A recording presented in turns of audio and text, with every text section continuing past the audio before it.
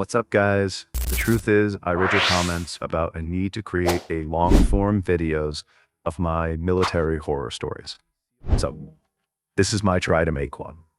Don't know if this long format will work on my stories, but feel free to write below if these long compilations suit you. Okay, thanks for being here, and let's shoot some cryptids. All right, everyone. Last few episodes were all about true and bizarre mysteries, so I decided to flip the switch on this one. Today, I prepared a fictional story that features military, dogman, and monster hunter. All stuff that this channel was based on. Let's go. You probably think you know what scary is. You watch horror movies, you read those stories online about creepy neighbors or weirdos in the woods. You get scared when your house makes noises at night, but you don't know what real fear is. My name is Arthur Vance. Most folks call me Art, and I hunt monsters. No, not the kind in kids' books, and not the kind on those stupid ghost hunting shows. I hunt things that bleed, things that think, and things that want us all dead. What I do isn't a hobby. It's pest control on a level you can't even imagine. And I'm telling you, we're losing the fight right now. The media won't tell you. The government definitely won't tell you. But the things you hear about, the legends, a lot of them are real. Vampires, skinwalkers, ghouls, we deal with them all. But the worst of the lot, the ones that keep me up at night, are the lichens. You call them dogmen. Big, fast, impossibly strong, and covered in fur. But they're not animals. That's the part people get wrong. They think, oh, it's just a big wolf. But a wolf doesn't set a complex ambush. A wolf doesn't learn how to use your own gear against you. A wolf doesn't enjoy the kill. These things do. They're smart, they're organized, and they hate us. I wasn't always doing this. I used to be like you. I was a forestry tech up in Oregon, spending my days marking timber and checking trails. I loved those woods. I felt safer there than I did in the city. I remember the incident like it was yesterday, even though it's been 15 years. My partner, Liam Peterson, and I were checking a remote logging road that had been washed out. It was getting dark, and the woods just went completely silent. You know that silence, the kind that feels heavy, like the air pressure just dropped. Liam was packing up the GPS unit when I saw it, just a shape moving in the trees. Too big to be a man, too fast to be a bear. I yelled at Liam to get in the truck. He didn't even have time to turn around. The thing came out of the trees like a freight train. It was 9 feet tall, covered in matted black fur, and its eyes glowed yellow in the twilight. It didn't roar. It just made this wet, sniffing sound. It grabbed Liam by the head and just pulled. I don't need to describe what happened to him. I emptied my sidearm into its chest, and the bullets just seemed to annoy it. It threw Liam's body aside and came for me. I scrambled into the truck, and it smashed the window trying to get in, its claws tearing the steel door panel like it was wet cardboard. I got the truck started and floored it, driving for 5 miles with that thing keeping pace with me in the woods beside the road before it finally gave up. I drove straight to the sheriff's office, covered in Liam's blood and shaking so hard I couldn't speak. They said it was a bear. A bear. I knew what I saw. I lost my job. They said I was unstable, suffering from trauma. I started drinking. I was living in a cheap motel, waiting to die, when a man named Marcus Cole found me. He sat down across from me in that greasy diner, bought me a coffee, and slid a photograph across the table. It was a picture of the same creature I saw. "We know what you saw, Art," he said. His voice was calm, steady. "We call them lichens, and we're recruiting." That was it. That's how I got in. Marcus runs our unit, a private containment and eradication firm funded by people so rich they don't even have names. We're the guys they call when the official channels can't handle it, or more likely, when they need to make sure the problem disappears without a story hitting the news. We're ghosts. We clean up the messes that aren't supposed to exist. For 10 years, we handled small-time stuff. A single lichen terrorizing a campground, a nest of ghouls in a sewer system, a feral vampire that got sloppy. But the work was changing. The encounters were getting more frequent, more organized. The creatures were getting smarter. We used to be hunters, but lately it felt like we were just soldiers in a war nobody else knew was happening. That brings me to 3 months ago. The job that changed everything. The one that made me realize we're not just fighting for containment anymore. We're fighting for survival. The call came in on a Tuesday. A remote mining outpost in the deep Appalachian Mountains of West Virginia, a place called Black Rock Quarry, had gone dark. 24 miners and support staff just vanished. The company sent in their own security, and they vanished too. Our briefing was simple. Get in, assess the threat, contain it, and wipe the site clean. We geared up. There were 4 of us. Marcus Cole, our leader, calm and cold as ice. Sarah Jenkins, our tech and comms expert. She can hack anything and fly a drone like it's a part of her body. Then there was Ben Carter, we called him Rhino. A massive guy who carried a custom automatic shotgun loaded with silver-tipped slugs. And me. I'm the tracker. The one who thinks like they do. I'm the one who finds them. We traveled in an Odin, a custom-built, armored transport that looks like a matte black bread truck, but can stop rifle fire. The drive up to the quarry was tense. We left the main highway and drove for 3 hours on winding, muddy logging roads. The higher we climbed, the quieter it got. That same heavy, unnatural silence I remembered from Oregon. Sarah launched her drone, the Sparrow, to get an aerial view. "Art, you're not going to like this," she said, her voice tinny over the comms. "The whole site is dark. No heat signatures, no power. But the entry road, it's blocked, heavily." The drone feed popped up on my tablet. The main road into the quarry was choked with massive trees, not felled by a storm, but dragged into place. It was a barricade. "They're smart," Marcus said, his voice flat. "They're controlling the battlefield. They know we're coming." Rhino just racked his shotgun, a sound that usually made me feel better, but this time it just felt loud in the silence. Sarah found us a back way in an old, overgrown service path that the drone spotted. It was tight, the Odin scraping against rocks and branches as we pushed through. The path ended at a ridge overlooking the quarry. We left the vehicle in a deep thicket and moved in on foot, weapons hot, night vision on. The quarry was a mess. Trucks were overturned, buildings were torn open, the metal siding peeled back. It looked like a hurricane had hit, but this was precise. Targeted. There was blood everywhere, but no bodies. That's never a good sign. When they take the bodies, it means they're not just killing for territory. They're killing for food. Or worse. "Spread out," Marcus ordered. "Rhino, you're on overwatch. Sarah, get your sensors up. Art, you're with me. Find out where they went." We moved into the main barracks. The inside was worse. The place was ransacked, but it was the smell that hit you first. That coppery, metallic smell of old blood mixed with something else, something musky and feral, like a wet dog that had rolled in something dead. I found tracks in the dried mud on the floor. Massive, 3-toed prints with deep claw marks, but they were arranged in tactical patterns. Not random wandering. These things had moved room to room, clearing it like a SWAT team. "Marcus," I whispered, pointing my light at the far wall. There were symbols painted on the wall in blood. Not human symbols, but a repeating pattern of slashes and circles. "It's a language," Marcus said, his face grim. "They're communicating, marking territory."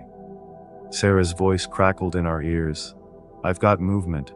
Multiple contacts. Edge of the compound. They're watching us." That's when all hell broke loose. The first one came through the roof. It crashed down through the corrugated tin, a 9-foot-tall monster of matted gray fur and yellow fangs. It landed right on Rhino's position on the roof of the next building. I heard him scream, a sound of pure surprise, followed by the deafening roar of his shotgun. Then, 2 more burst through the walls of the barracks we were in. They didn't use the doors. They just made new ones. They moved so fast. You can't understand the speed. 1 second they're at the wall, the next they're on top of you, all claws and teeth, and that horrible, hot, rotten breath. Marcus and I opened up. Our rifles were loaded with custom depleted uranium rounds, the only things besides silver that really hurt them. The noise was deafening in the small space. The first lichen took a dozen rounds to the chest and just kept coming. I put 3 rounds into its head before it finally dropped, crashing into a row of metal lockers. The second one grabbed Marcus, lifting him clean off the ground and slamming him against the wall. I saw Marcus jam his combat knife into the creature's eye, and it shrieked, a sound that shattered the remaining windows. It dropped him and staggered back as I emptied my magazine into it. "Rhino, status." Marcus yelled into his comms, clutching his ribs. "We got nothing but static." "Sarah, where's Rhino?" "I don't know," she screamed. Her voice was panicked. "Something took out the drone. I've lost the feed. The sensors are going crazy. They're everywhere. All around us." We ran outside into the open compound just in time to see Rhino's body fall from the roof of the mess hall. He was in pieces. The things had torn him apart. I saw 3 of them standing over him feeding. They looked up when they saw us, their muzzles dark with blood. They didn't run. They just smiled. That's the only way I can describe it. "Back to the Odin. Now," Marcus yelled. We ran, Sarah leaving her gear behind and sprinting from the comms building to join us. The lichens didn't chase us right away. They just howled. It wasn't a wolf howl. It was a victory cry. It was a signal. As we pounded through the darkness toward the ridge, we could hear them answering from the woods on all sides. They hadn't just ambushed us. They had herded us, tested us, and now they were cutting off our escape. We were 2 miles from the Odin, running uphill in full gear, and we were being hunted by a pack of intelligent, 8-foot-tall killing machines. We made it about a mile before they cut us off.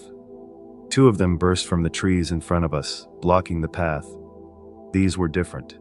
Sleeker, faster, almost black in the moonlight. "Scouts," I hissed. Marcus didn't hesitate. He put a 3-round burst into the first one, while I dropped to one knee and took down the second. But it was too late. The main pack was behind us. We could hear them crashing through the underbrush, coming fast. "This way," I yelled, pulling Marcus and Sarah off the path and down a steep, rocky ravine. It was our only chance. They might be fast, but we were smaller and could use the terrain. We slid and fell our way down the ravine, rocks clattering in the darkness. Above us, we could hear the pack howling in frustration as they overshot our position. We had bought ourselves a few minutes, that's all. "Where are we going, Art?" Sarah gasped, trying to catch her breath. Her face was pale. "There's a cave system marked on my map," I said, pulling up the topo on my tablet. "An old mining survey. If we can get there, we can funnel them. Make a stand." It was a terrible plan, but it was the only one we had. We moved through the creek bed at the bottom of the ravine, the icy water soaking our boots, but it would mask our scent. The caves were another mile east. It was the longest mile of my life. Every snap of a twig, every rustle of leaves, I expected to see one of them. We knew they were tracking us. We could hear their howls farther away now, but they were definitely searching. They were smart. They'd find the ravine, they'd find our tracks. We were just running on borrowed time. When we finally saw the entrance to the cave, it was almost a relief. It was a dark slash in the side of a granite cliff, partially hidden by overgrown rhododendrons. It smelled like wet stone and decay. We ducked inside, moving deep enough to be out of sight from the entrance. "Sarah, get your motion sensors up," Marcus ordered. "Cover our back. Art, with me. We need to see how deep this goes, and if there's another way out." We left Sarah setting up a perimeter of small, sticky sensors at the entrance while Marcus and I pushed deeper into the darkness, our weapon lights cutting weak cones into the oppressive black. The cave was larger than the survey suggested. It wasn't a mine. It was a natural limestone cavern, and it wasn't empty. The smell hit us first. That same rotten, musky smell from the barracks, but 100 times stronger. Then we saw the bones. They were piled everywhere. Human bones, deer, bear, all mixed together. Skulls, femurs, ribs, cracked open for the marrow. This wasn't just a cave. It was a lair. It was their den. "Marcus," I said, shining my light on the wall. "The same blood-painted symbols we saw at the quarry were here too. But these were older, fresher. This was a home base. We were in the heart of the nest." "We're not the first," Marcus whispered. He pointed his light at a pile of gear in the corner. We saw modern body armor, rifles, helmets. It was the mining company's security team, or what was left of them. Marcus, Art, you need to see this. Sarah's voice was shaking over the comms. You need to come back, now. We ran back to the entrance, our boots slipping on the bone-littered floor. Sarah was standing there, staring at her tablet, her face white. They're not hunting us, she said, her voice barely a whisper. Look. She held up the tablet. The motion sensors were showing multiple contacts outside the cave, but they weren't trying to get in. They were moving in organized patterns, setting up positions. They're guarding us, I said, the realization hitting me like a punch. They herded us in here. This is a trap. Worse, Marcus said, pointing to a large alcove near the entrance that we'd missed. This isn't just a den, it's a nursery. He shined his high-intensity beam into the shadows. Inside the alcove were at least a dozen smaller shapes, huddled together. Young lichens. Pups. They were the size of German shepherds, all fur and teeth, staring at us with the same intelligent, malevolent yellow eyes as the adults. We had been herded into their nursery, and the adults were outside, waiting. They're trapping us in here with their young, I said, my blood running cold. Why? To protect them. No, Marcus said, checking his rifle magazine. It's a test. Or, it's food delivery. That's when we heard the new sound. A low, guttural chanting coming from deeper in the cave system. It wasn't the pups. It was coming from a passage we hadn't explored. There's another way in, I said. They're coming from behind us. We were caught, pinned between the main pack at the entrance and whatever was coming from the darkness below. Sarah, lock down the entrance, Marcus commanded. Claymores. Set them to directional. We're not letting that pack in. Art, you're with me. We're going to face whatever is coming from below. Sarah nodded, her hands already working, pulling the compact explosives from her pack. She was all business now, the fear replaced by cold focus. Marcus and I moved down the unexplored tunnel toward the chanting. The passage sloped steeply downward, and the air grew warmer, fouler. The chanting grew louder, echoing off the walls. It was rhythmic, almost religious. Then the tunnel opened up into a massive cavern, lit by blazing torches set in sconces on the walls. The cavern was filled with them. At least 30 lichens were gathered in a circle. In the center, standing on a raised platform of rock, was something else. It was huge, easily 12 feet tall, even sitting down. It was ancient, its fur almost white with age, its muscles still impossibly thick. It wore crude armor made of salvaged metal and bone. This was their alpha, their leader. It wasn't chanting. It was just watching as two of the miners, still alive, were dragged into the center of the circle. The lichens were sacrificing them. The alpha raised its hand, and the cavern fell silent. It looked directly at us, its eyes burning with an ancient, terrifying intelligence. It hadn't been surprised by our arrival. It had been waiting for us. It spoke. Its voice was a low, gravelly rumble that vibrated in my chest. It wasn't human speech, but I understood the meaning. The hunters have become the prey. It was mimicking English, the way a parrot mimics, but with a horrifying, deep intelligence behind it. We don't have a choice, Art, Marcus said, raising his rifle. We're not getting out of this, but we can take their leader with us. On my mark. Wait, Sarah's voice screamed over the comms. The pack at the entrance, they're not waiting anymore. They're coming. They heard the alpha. We heard the boom of Sarah's claymores, a deep, concussive thump that shook the whole cave, followed by howls of rage and pain. Then, the sound of gunfire. Her assault rifle, firing in short, controlled bursts. Sarah, fall back to our position, Marcus yelled. Negative, she yelled back, the sound of gunfire mixing with her words. There's too many. I can't. Art, Marcus, it's been an honor. The gunfire stopped. A single, wet scream cut through the air. Then silence. My heart broke. Sarah was gone. Marcus let out a roar of pure rage and opened fire on the alpha. I joined him, our rifles spitting fire into the cavern. The lichens in the circle scrambled, breaking formation and charging us. The Alpha just sat there, watching us as our bullets sparked off its crude armor. It was toying with us. Marcus and I fell back, firing as we retreated up the tunnel. The pack was charging down the passage behind us, their claws scraping on the stone. We were caught between two forces. "The nursery," I yelled. "It's our only choke point." We sprinted back to the main chamber, the howls of the pack behind us echoing through the tunnels. We reached the nursery alcove and spun around, taking defensive positions behind a rockfall. The pups were shrieking, a high-pitched, terrifying sound. The main pack, the ones from the cavern, burst into the chamber. They were massive, at least a dozen of them, led by a brute with one eye scarred over. Marcus and I opened up, our rifles set to full auto. The narrow passage funneled them, and our uranium rounds tore them apart. We dropped 3, 4, 5 of them, their bodies piling up and blocking the tunnel for the others. But they just climbed over their own dead, their rage making them sloppy. "Reloading," I yelled, dropping my empty magazine. As I slammed a new one home, a lichen burst through the pile of bodies. It was on me before I could raise my rifle.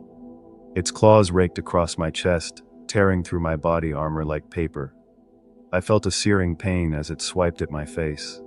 I brought my rifle up and fired from the hip, emptying the whole magazine into its gut. It fell on top of me, its dead weight crushing me, its blood pouring over my face. I heard Marcus yelling my name, heard his rifle firing, and then, nothing. I woke up to the sound of beeping. My head was pounding, and my chest felt like it was on fire. I was in a clean, white room, a hospital, but not a normal hospital. This was a sterile, windowless box. Marcus was sitting in a chair beside the bed. His arm was in a sling, and his face was covered in stitches. "You're lucky, Art," he said, his voice rough. "That thing's claws just missed your heart. The armor slowed it down, but it still tore you up bad. You've been out for 3 days. Sarah, Rhino," I whispered. Marcus just shook his head. "They're gone. Just us." "How did we get out?" I asked. "I don't remember." "The Alpha," Marcus said, looking at the wall. "After you went down, the pack from the entrance finally broke through. The one-eyed one was about to finish me. Then the Alpha called them off. It just let me go. It let me drag you out of there." "Why?" I asked. "Why would it do that?" "It wasn't mercy," Marcus said, his eyes cold. "It was a message. It wanted a survivor. It wanted one of us to go back and tell our bosses what we saw. To tell them that the rules have changed. That they're not just hiding anymore. They're building an army." He was right. The attack on the quarry wasn't a random massacre. It was a declaration of war. They wiped out the miners, took out the first response security team, and then they set a trap for us, the professionals. They wanted to test us, to see what we were capable of. And that Alpha, it had mimics. It had language. It had strategy. For the last 3 months, I've been recovering in this private facility. They've patched me up, but I'm not the same. Every time I close my eyes, I see Sarah's face. I hear Rhino scream. I see those yellow, intelligent eyes. Yesterday, Marcus came to my room. He told me the organization is pulling back. They're classifying the Appalachian region as a Level 4 containment zone, which is code for lost territory. They're cutting their losses. They're scared. But I'm not scared anymore. I'm angry. They killed my friends. They killed Liam. They've been killing us for centuries, hiding in the shadows, and now they think they're strong enough to come into the light. They think they can build an army. They think they can win this war. But they made one mistake. They let me live. They sent a message, and I'm sending one back. My name is Arthur Vance. I'm a monster hunter. But I'm not a hunter anymore. I'm a soldier. There is a Dogman war coming, and it's already here. They may have won the first battle, but I'm going to win the last one. I'm getting out of this hospital, I'm gearing up, and I'm going back to those mountains. And I'm not going to stop until every last one of those things is a pile of ash. We're not losing this fight. We will kill them all. I've been sitting in this sterile room for 94 days, and the official word from the organization is stand down. They're afraid. The brass, the rich men who fund us, they looked at the data from Black Rock Quarry, listened to the debrief from Marcus, and they folded. They're pulling assets from the entire Appalachian range. They're building walls, not making plans for attack. They're content to let those mountains become a reservation for monsters. They're writing off the missing, the dead, and the towns that sit in the foothills, oblivious to the army that's gathering just miles away. They think a wall is going to stop something that can tear through a steel truck door. Marcus is gone. He took the retirement package. They gave him a house on a beach somewhere, enough money to never work again, and a warning to keep his mouth shut. He told me he was done. He told me Sarah and Rhino were the last price he was willing to pay. I don't blame him. He's a good man. He fought the good fight. But I can't walk away. I can't sit on a beach. Every time I close my eyes, I hear Sarah's last transmission. I see Rhino's body being torn apart by those things. I see the Alpha sitting on its throne of rock, its eyes full of ancient, cold intelligence. The organization thinks I'm broken. They think I'm suffering from post-traumatic stress. The doctors come in every day and ask me how I'm feeling. They offer me medication to help me sleep, to calm my nerves. I take their pills, I smile, I tell them I'm feeling much better. I tell them I understand the decision to pull back. I tell them I'm looking forward to my own retirement. I'm a good liar, I've had to be. Because while they've been treating me, I've been planning. I've been studying. I've been remembering every single detail of that cave system. I know its layout. I know its weaknesses. The organization has incredible resources. And I still have my high-level clearance. For the last 2 months, I've been using their own network against them. While I've been supposedly reading novels and watching television, I've been requisitioning equipment. Small things at first. Components, chemicals, wiring, things that wouldn't show up on a major audit. I've had them delivered to a dozen different dead drop locations. The organization is big, and it's easy to hide things in the noise of its global operations. They think I'm healing. They don't realize I'm rearming. They locked me in a high-tech library, and I'm using it to build a bomb. I'm not going back there with just a rifle. What they did at Black Rock wasn't a hunt. It was a military operation, so I'm going to respond in kind. I've studied the geological surveys of that region. The cave system is limestone, which means it's vulnerable. It's extensive, which means it has ventilation shafts. Sarah's drone footage before it was lost captured thermal imaging of the ridge. I found 3 distinct exhaust vents on the north slope. They're using them to vent the smoke from their torches and the heat from that many bodies. They think it's clever. It's just a target. My plan isn't to hunt them. My plan is to exterminate them. I'm not going back in through the front door. I'm going in through the roof. I've requisitioned high-yield thermobaric charges, the kind designed to collapse bunkers. I've also procured several hundred gallons of a specialized chemical agent. It's a binary compound, harmless as 2 separate parts. But when mixed, it releases a nerve gas so potent it's banned by every treaty. The organization developed it specifically for non-human biology. It attacks the respiratory system and the nervous system simultaneously. It's agonizing. It's thorough. And it's exactly what they deserve. I'm leaving tonight. I've already disabled the monitoring systems in my room. The night guard thinks I'm heavily sedated. He won't check on me until 06:00. By then, I'll be long gone. I have a vehicle staged 2 miles from here, a beat-up civilian truck. It's loaded with my gear. My new body armor isn't the standard issue. It's heavier, experimental, laced with silver plate trauma wiring. My new rifle is a .338 Lapua with custom-loaded silver core rounds. I'm not going in for a close-quarters fight. I'm going in to be a surgeon. A surgeon who operates with a hammer. The first stop is the old logging road. The Odin is still there. They were too scared to even retrieve their own multi-million-dollar vehicle. But I'm not. Sarah was meticulous. She kept a hard-copy emergency data log in a shielded box under the comm station. I'm willing to bet the full sensor data from that night is still there. The data from the entrance, the layout of the tunnels, the audio files of their language. They think they're smart. They think they're tactical. But they're arrogant. They left a survivor. They left their enemy's intelligence hub intact. They left me a key. This isn't just for revenge. This is for the future. That Alpha in the cave wasn't just a brute. It was a general. It was organizing, it was planning, it was sacrificing its own troops to test our capabilities. It was waging a war. And when you're in a war, you don't send in a four-man hunting party. You send in an extinction-level event. Marcus was wrong to walk away. The organization is wrong to build walls. You can't wall off an idea. You can't contain an intelligence that's decided you're obsolete. The only way to win a war like this is to make sure the other side can't fight back, ever again. The drive was long, 12 hours of interstate, and then 6 hours of winding back roads that turned my knuckles white. I ditched the truck at the same overgrown turnoff we used before.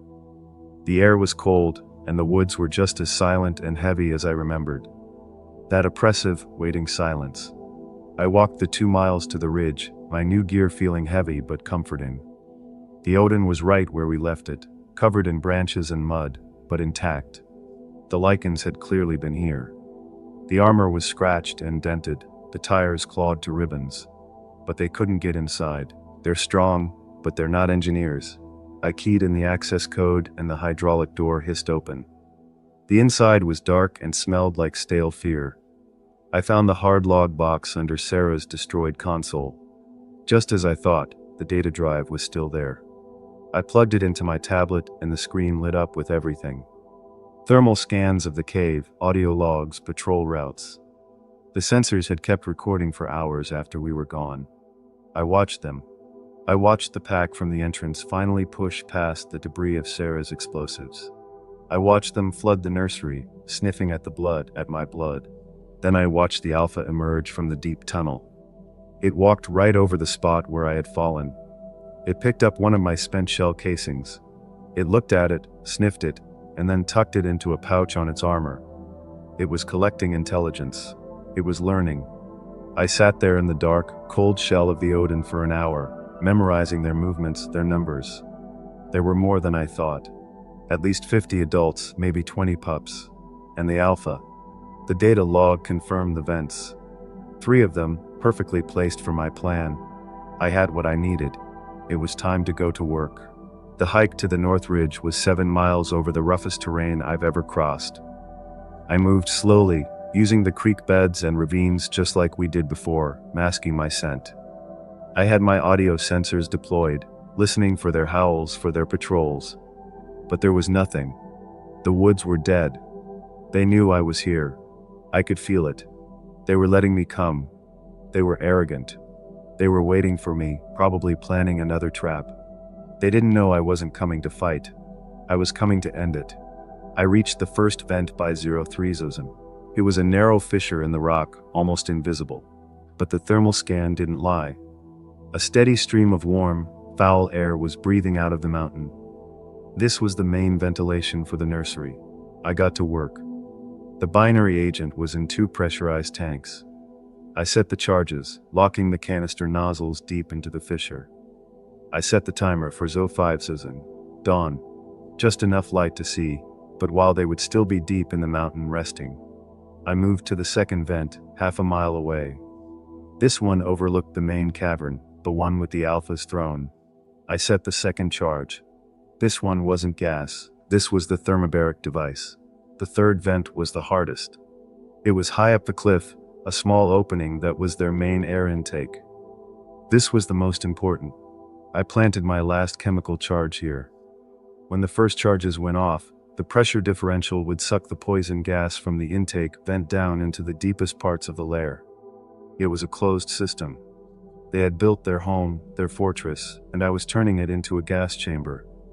By 0445, I was in position on the ridge, 1,000 yards from the cave entrance. My rifle was sighted in. The timer on my wrist counted down. This was for Liam. This was for Rhino. This was for Sarah. I didn't feel fear. I didn't feel anger. I just felt cold. At 05-zone, the world exploded. The first charge, the thermobaric one, went off with a deep, subterranean whump that I felt in my teeth. It wasn't loud, but the entire mountain seemed to shudder. A column of black smoke and dust erupted from the second vent. That was the main cavern, the throne room. Then, seconds later, the chemical charges fired. A pressurized hiss, and then silence. I watched the cave entrance through my scope. Nothing, For 10 minutes, the only sound was the mountain settling and the distant hiss of the gas canisters emptying themselves into the lair. I waited. They were strong, but that gas was designed to kill things a lot stronger than them. It wouldn't be fast. It would be agonizing. It would find every last one of them in every last tunnel. At 0515, the first one emerged. It was a female, smaller than the males, and she was choking. She stumbled out of the cave entrance, clawing at her throat, foam bubbling from her muzzle. She took 3 steps into the faint morning light and collapsed. I didn't shoot. Then more came. They weren't charging. They were fleeing. Stumbling, falling, crawling over each other to get to the fresh air. Pups and adults, warriors and mothers, all dying. They would make it 10, maybe 20 feet from the entrance before the poison finished its work, and they crumpled into the snow. It was a slaughter. It was pest control. I watched through my scope, my finger resting on the trigger, but I didn't need it. They were dying just like they were supposed to. I watched for an hour as the last few stragglers emerged and died. The nest was clean. Then it came. The alpha. It wasn't stumbling. It wasn't choking. It was charging. It burst from the cave entrance, covered in dust and blood, roaring in pure, unadulterated rage. The gas hadn't killed it. Maybe its armor had protected it. Maybe it was just too ancient, too strong. It looked around at the bodies of its pack, its family, littering the hillside. It saw them all dead. Then it looked right up at my position on the ridge. It couldn't see me, but it knew. It knew where I was. It roared again, a sound of pure hatred, and started charging up the mountain. It was moving fast, faster than I thought possible, climbing the sheer rock face, coming for me. This was it. This was the fight I wanted. I settled the crosshairs on its massive chest and squeezed the trigger. The .338 round hit it like a hammer, spinning it sideways. But it didn't fall. It just roared and kept climbing. I fired again. The silver core round took it in the shoulder, and I saw a chunk of flesh and fur explode. It faltered, but kept coming. It was fueled by nothing but hatred. It was halfway up the ridge, only 500 yards away now. I fired again. Center mass. It stumbled. Again. In the leg. It fell to one knee, but pushed itself back up. It was 300 yards out. I could see its face, the yellow eyes burning into me. It was going to kill me, even if it died doing it.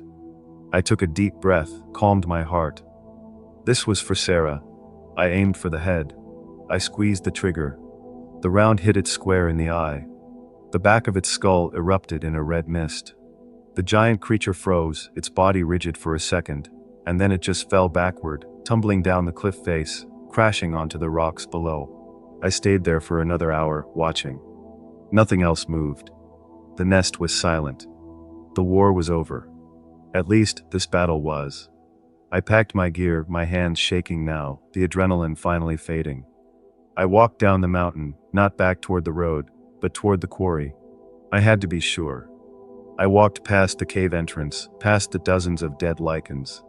I found the alpha's body at the base of the cliff. It was even bigger up close. I took its knife, the one made of bone, as a trophy.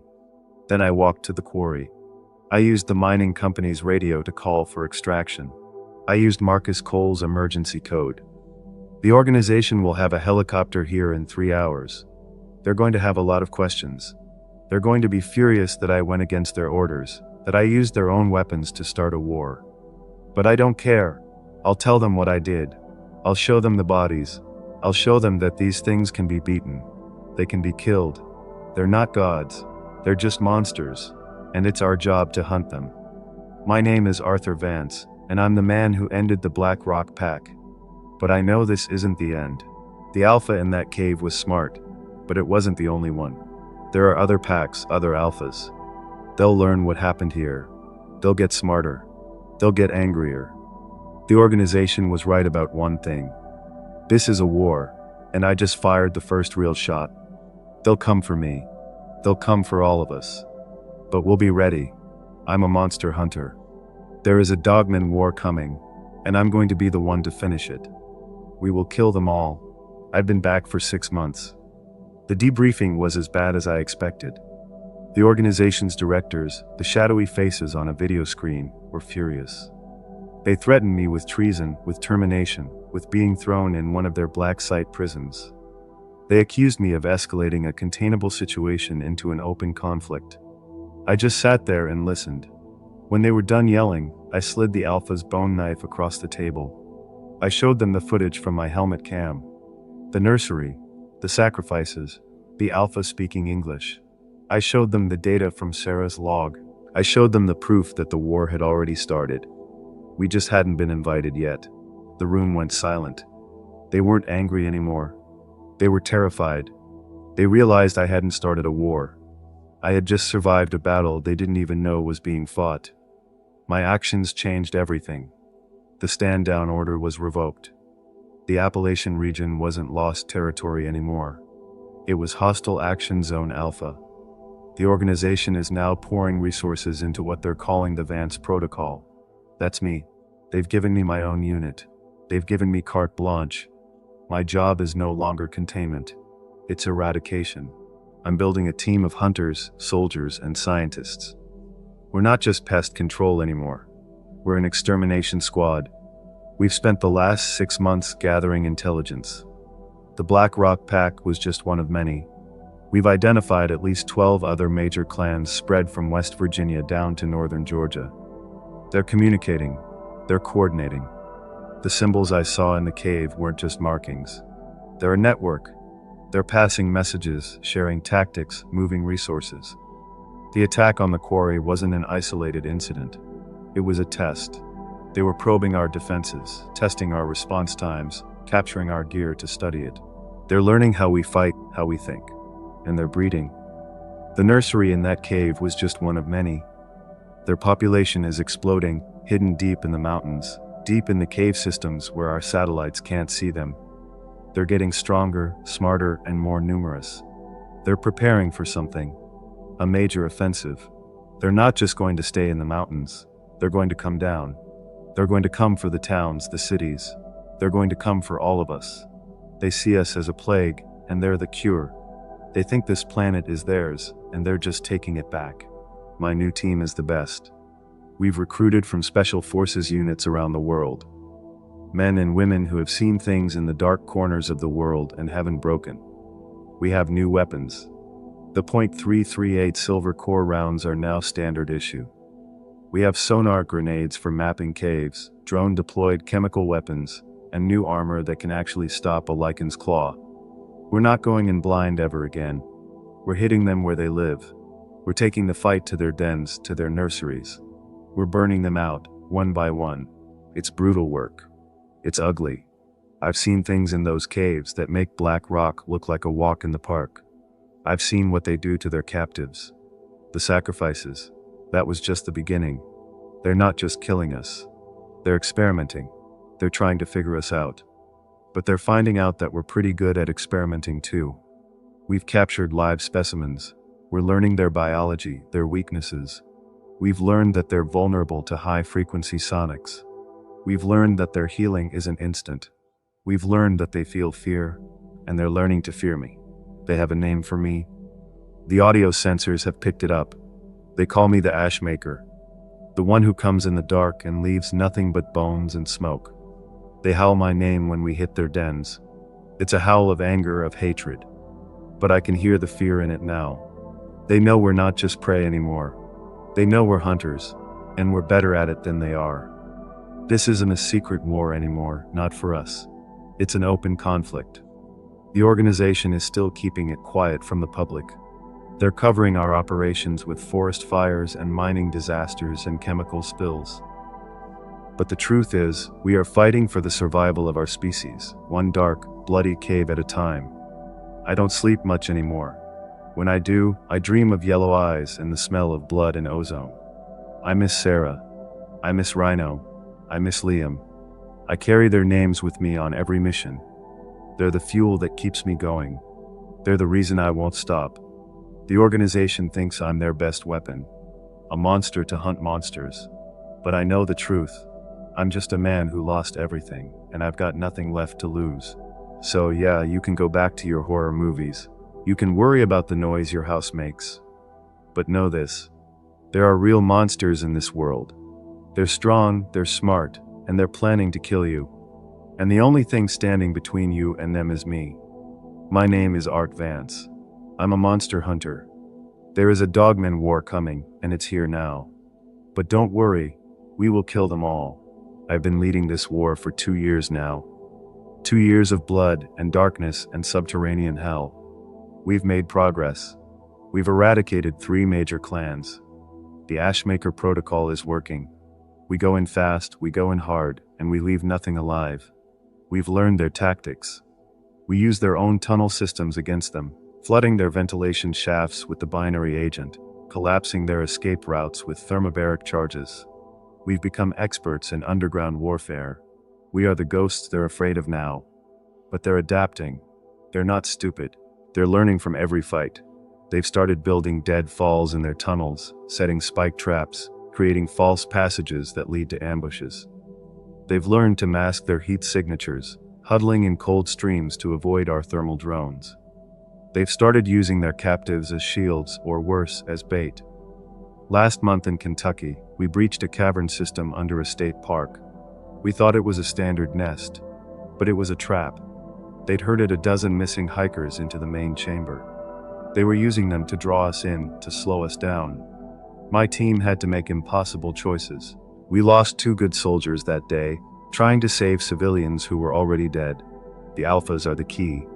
They're not just leaders. They're a hive mind. We've learned from captured specimens that they communicate telepathically, at least over short distances. They coordinate their packs with a speed and efficiency that borders on supernatural. The alpha I killed at Black Rock was old, but we're finding new ones. Younger, faster, and even more aggressive. They're promoting new generals. They're learning from our victories, and they're hitting us back. They've started coming out of the mountains. They're testing the borders. They're striking at isolated farmhouses, at travelers on lonely highways. They're getting bolder. They're not just taking bodies anymore. They're taking supplies. They're stealing weapons, generators, batteries. They're learning our technology. We found one den where they were trying to figure out how to use a captured military radio. They're smart, they're adaptable, and they're driven by a singular, unified hatred for humanity. This is why the organization is panicking again. They thought I could just cut the head off the snake. But this isn't a snake, it's a hydra.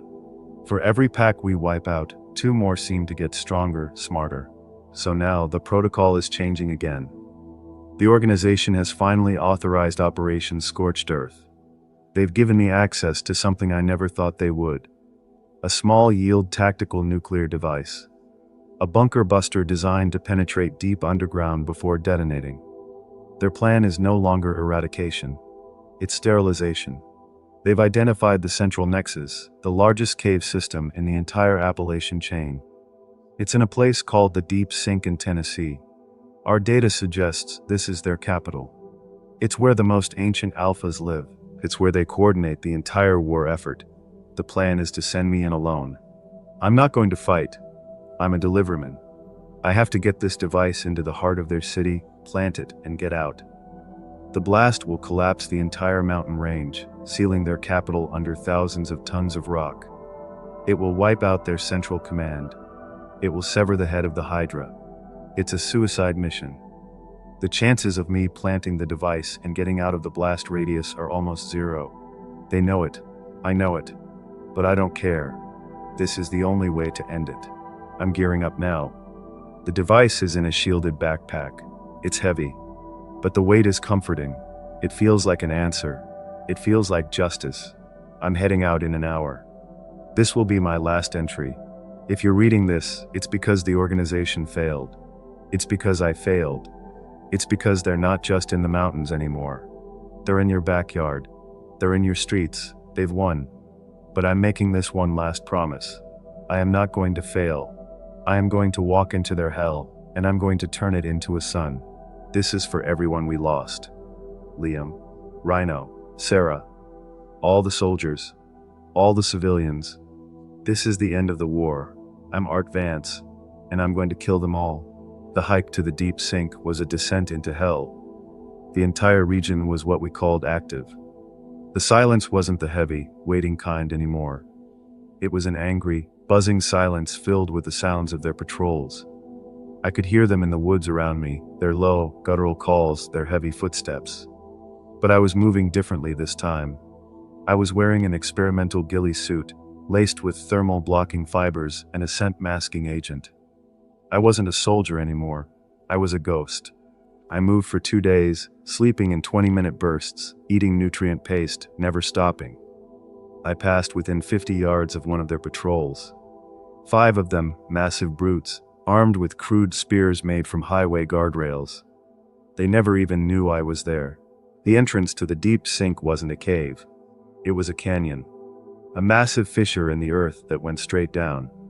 It was a scar on the planet, and they had turned it into their fortress. The walls were lined with sentries. I spent 6 hours just watching them, learning their rotation. They were disciplined. They weren't just animals. They were soldiers. I waited for the shift change, a moment of confusion, and I went over the edge. I rappelled 500 feet into the darkness, my line silent, my movement slow. I landed on a narrow ledge, just above their main entrance.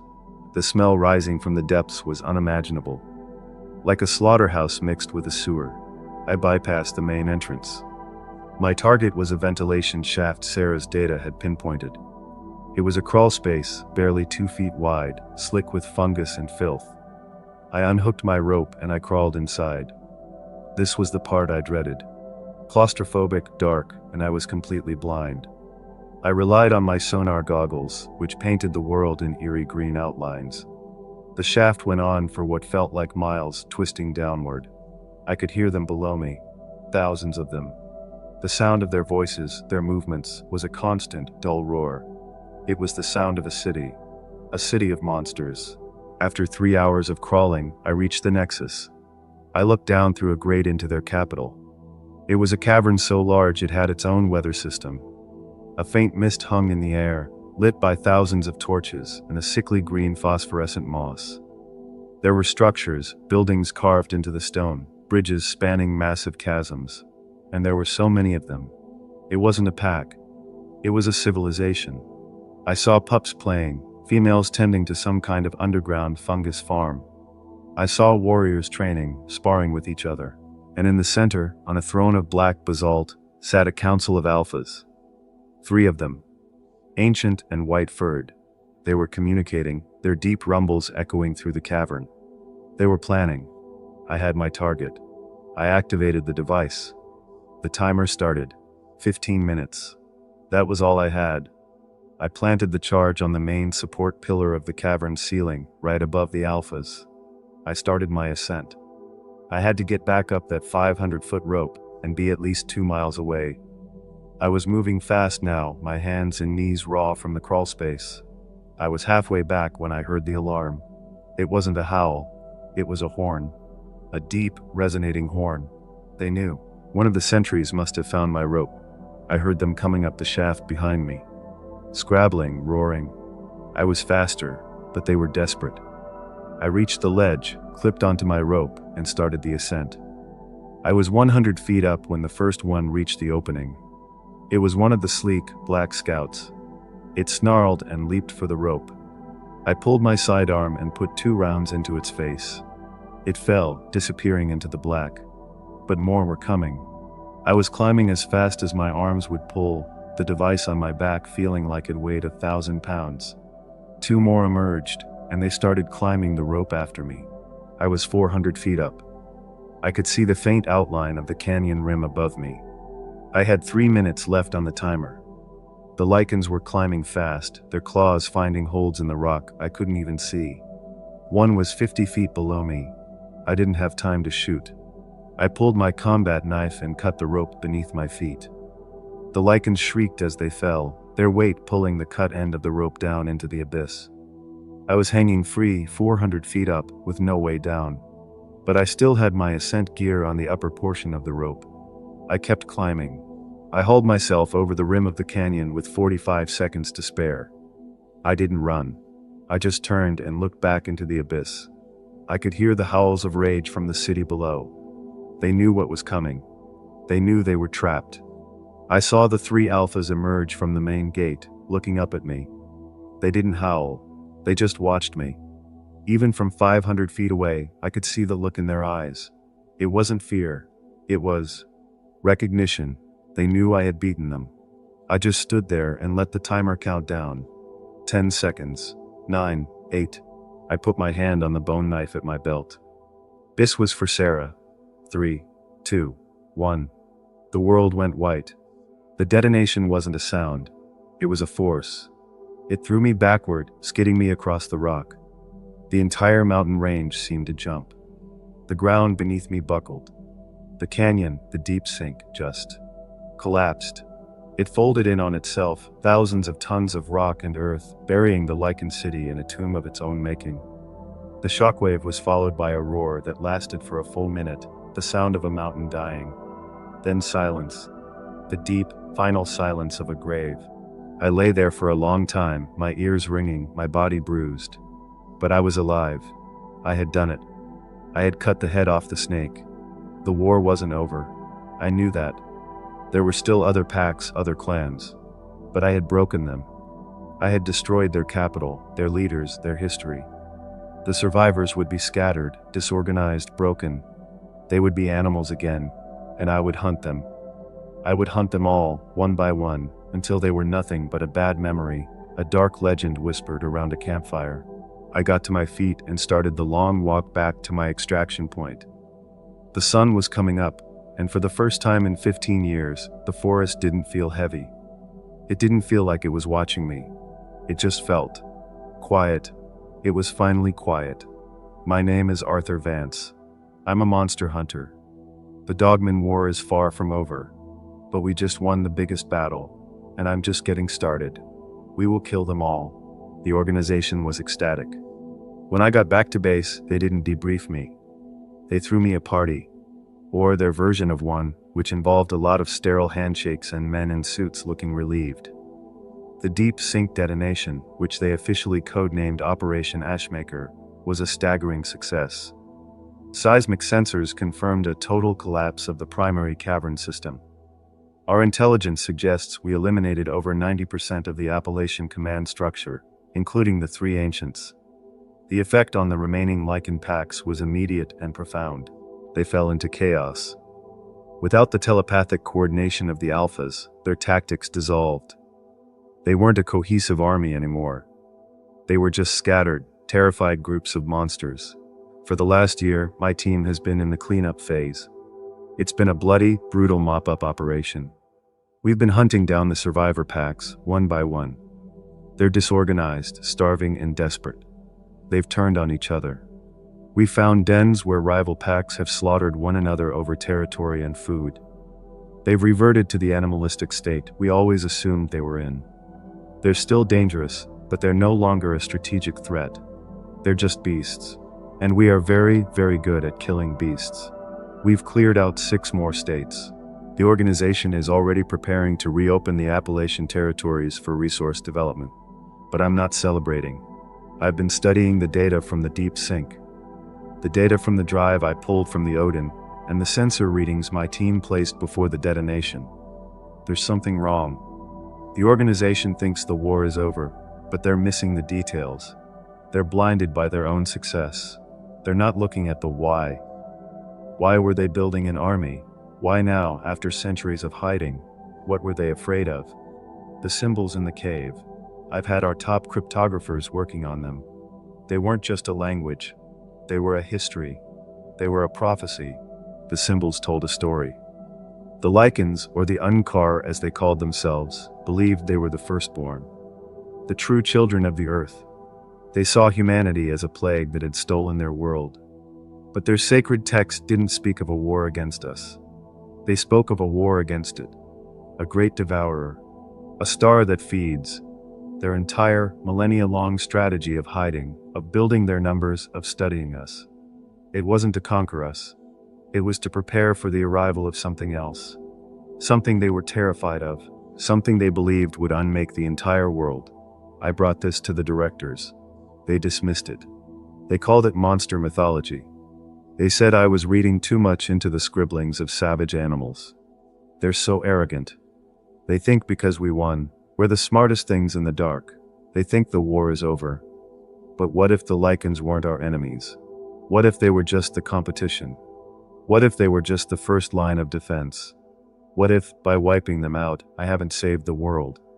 What if I've just opened the door for something worse? I've been having nightmares again. But not about yellow eyes. I dream of a cold, empty darkness. A silence that's even heavier than the one in the woods. A silence that eats sound. I dream of a shape that has too many angles, a thing that moves in ways that hurt my eyes. The lichens were terrestrial. They were flesh and blood. We could kill them. But this thing, I don't think it's from here. The lichen prophecy said the great devourer would come when the moon bled and the firstborn were broken. I broke them. I'm the ashmaker. I'm the one who fulfilled their prophecy. 2 days ago, our satellite monitoring station in Alaska, the one watching a level 4 zone we don't talk about, went dark. The whole facility, 30 technicians, just static. Before they went offline, they sent one last, garbled data packet. It wasn't a distress call. It was a single image. A heat signature image of something massive, moving under the ice. It wasn't a lichen. It wasn't a bear. It was something else. The organization is panicking. They're calling me. They want me to go to Alaska. They want me to hunt again. They think I'm their weapon. I am. But I'm not their weapon. I'm humanity's weapon. The lichens were right. There is a war coming. But it's not the war I thought I was fighting. I'm Art Vance. I was a monster hunter. But I think I've been hunting the wrong monsters. Now the real hunt begins. And I don't know if we can win this one. But I know we have to. We have to kill them all. I'm on a transport plane heading north.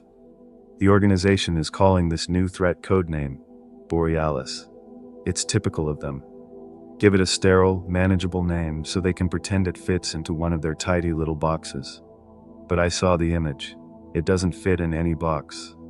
The thermal signature was gigantic, larger than a blue whale, and it was moving at 40 knots under 2 miles of solid ice.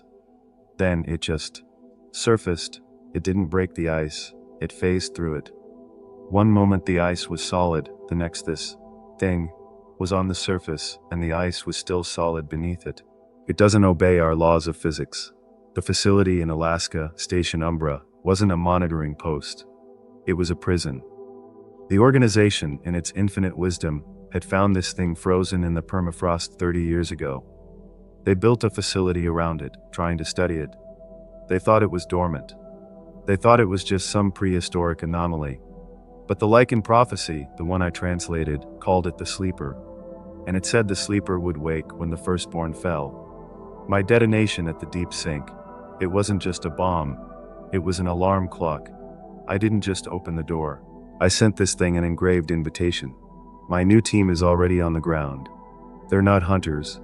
They're physicists, occultists, and a heavily armed PMC squad that looks even more traumatized than I do. The organization is pulling out all the stops. They're scared. For the first time, I think they've realized they're not at the top of the food chain. When we land, my job is to lead the assault team into Station Umbra, find out what happened to the staff, and try to re-establish the containment field. They have this massive energy grid built around the thing, designed to keep it docile. But the image from before the blackout showed the thing was already outside the grid. I don't think this is a hunt. I don't think this is a war. I think this is a retrieval. Or maybe just a chance to see what's going to kill us. The lichens. I almost missed them. They were simple. They bled. They died. You could understand their hatred. This new thing, I don't think it hates us. I don't think it even sees us. We're just in the way. The data said the temperature at the station dropped to 200 degrees below zero, right before the feed cut. It's not just a creature. It's a localized extinction event. We're about to land. The pilot is saying the magnetic fields are going haywire. Our navigation is dead. We're flying visually into a blizzard. I can see the station on the ice below. It's dark. Completely dark. There's no light, no power. But there's something standing in the middle of the compound. It's not the big thing. It's smaller. It's human. It's one of the technicians standing outside in the blizzard, with no gear, staring up at our plane. My God. They're not just dead. They're puppets. The real fight is just beginning. We have to kill them all. We set down hard, the skis on the C-130 groaning as they hit the ice 2 miles from the station. The storm was unnatural. It wasn't just snow. It was static. The air was so charged it made my teeth ache. The technician who was standing outside, he just evaporated. 1 second he was there on the thermal, the next he was gone. Like the signal was just turned off. We moved out in 2-tracked snowcats, the wind so loud we couldn't even hear our own engines. The organization calls this team Wormwood. They're specialists. They don't just hunt monsters. They hunt gods, or things that think they are. The station was a tomb. The emergency lights were on, casting a sick green glow over everything. But the power was failing. The containment grid was at 4%. And the cold. It wasn't natural. It was a hungry cold. It was the absence of heat, the absence of life. We breached the main door. The 30 technicians weren't dead. Not in the way I understand death. They were just stopped. They were frozen solid, standing at their posts, sitting at their desks mid-motion. One woman was frozen with a coffee cup halfway to her mouth. Their eyes were wide open and filled with a blue, crystalline ice. "It's feeding," said Dr. Aris, our physicist, his voice shaking. "It's not a biological entity in the way we know it. It's a thermodynamic one. It consumes energy, heat, life. It's converting it." We moved toward the containment bay. The creature, the Borealis, was gone. The massive, reinforced cell that was supposed to hold it was just empty. The ice was 2 miles thick, but the thing had just walked out. Where did it go? The Wormwood team leader, a guy named Kale, asked. He was carrying a rifle that looked more like a science experiment, all coils and plasma vents. "It didn't go anywhere," Dr. Aris said, pointing at his tablet. "The energy signature. It's not in the station. It is the station. It's learned. It's infested the power grid. The systems. It's in the walls." As he said it, the green emergency lights flickered and went out. We were plunged into absolute darkness, miles under the ice, in a tomb full of frozen statues. Then, the statues started to move. The technician with the coffee cup slowly turned his head toward us, his neck cracking like an ice tray. His blue, frozen eyes lit up. "It sees us," I whispered. "It's not a creature. It's a virus. A sentient, thermodynamic virus." Kale gave the order. "Light him up." The team opened fire. Their plasma rifles lit the room in strobing blue flashes. The rounds hit the frozen technicians, and they didn't bleed. They shattered. They exploded like crystal, sending shards of frozen flesh and bone across the room. We fought our way, room by room, through the entire station. 30 frozen puppets, all controlled by one central, alien intelligence. All of them moving with that jerky, unnatural speed. We cleared the command center, the barracks, the mess hall. We were winning. We thought we were winning. We got to the main reactor core. The plan was to overload it, create a feedback loop that would either fry the entity or force it to retreat. Dr. Aris started working on the console, bypassing the frozen solid controls. Kale and I, along with the rest of Wormwood, held the door. The puppets were gone. It was quiet. Too quiet. "It's pulling back," Kale said. "It knows what we're doing." "It's not pulling back," I said, looking at the energy readings on Aris's screen. "It's concentrating. It's all flowing to one spot. Below us. Back in the original containment cell." The thing in the ice, the main body, it hadn't left. It had just been gestating. Using the station's energy, the life force of the technicians, to calve. "Aris, how long?" I yelled. 2 minutes, he shouted back. "It's fighting me." A low, groaning sound started, coming from the floor. The metal plates of the deck started to buckle. A blue, freezing light was shining up from the cracks. "It's coming," Kale said, aiming his rifle at the floor. "Everyone, fall back to the exit." "Aris, go," I yelled, pulling him from the console. "It's done. It's set." We ran. We sprinted back through the shattered, frozen remains of the technicians. The groaning behind us got louder. The entire station was shaking. The thing was rising, We piled into the snowcats just as the main bay doors buckled inward. I didn't see the creature. I just saw the light. A blue, cold light that was so bright it burned my eyes even through the blizzard. "Go, go, go," Kale yelled. The cats sped away, back toward the plane. We were a mile away when Station Umbra detonated. It wasn't a normal explosion. It was an implosion. A sphere of perfect, cold blackness appeared where the station was, and then the world just folded in on itself. The sound was a deafening shriek of tortured physics. The shockwave hit us, flipping one of the snowcats. We piled out, weapons ready, and helped the survivors from the wreck. We were all alive. We looked back. Where the station and the ice shelf had been, there was just open ocean. A perfect, circular hole in the ice 2 miles wide. The water wasn't steaming. It was flash frozen. "Did we get it?" Kale asked, his voice breathless. Dr. Eris was staring at his tablet, his face as pale as the snow. "No," he whispered. "We didn't kill it. We just annoyed it. The energy signature. It's not gone. It's just dispersed. It's in the water now. It's in the ocean." I looked at the dark, frozen water, and I knew. We hadn't won. We hadn't even survived. We had just unleashed an extinction-level god into the planet's ecosystem. The lichens, they weren't preparing for a war. They were preparing for the apocalypse. And I, Arthur Vance, the Ashmaker, had just been the fool who rang the dinner bell. The flight back was silent. Kale, Eris, the Wormwood survivors. We just sat there, strapped into the webbing, watching the ice recede. We didn't talk. What was there to say? We had faced something that wasn't just other. It was impossible, and we had failed. The organization met us at a black site in Alaska. The debrief was short. They took Eris's data. They took our weapons. They told us we were to be quarantined. Indefinitely. They were terrified. The Borealis entity was loose in the northern Pacific, and they had no idea what to do. They locked me in a room. Another sterile, white box, just like before. But this time, I wasn't planning. I was just waiting. I'd spent my whole life fighting monsters in the dark, only to find out I was just swatting at flies while a dragon slept under the table. The lichens, my war. It all seemed so small, so pointless. I had been so arrogant. I thought I was the apex predator. I was just a janitor, and I had just accidentally knocked over the canister marked "Do Not Open." They kept me in that room for a month. No contact, just food slid through a slot. I thought that was the end. I'd die in a box, knowing I'd doomed the world. Then the door opened. It was Marcus Cole.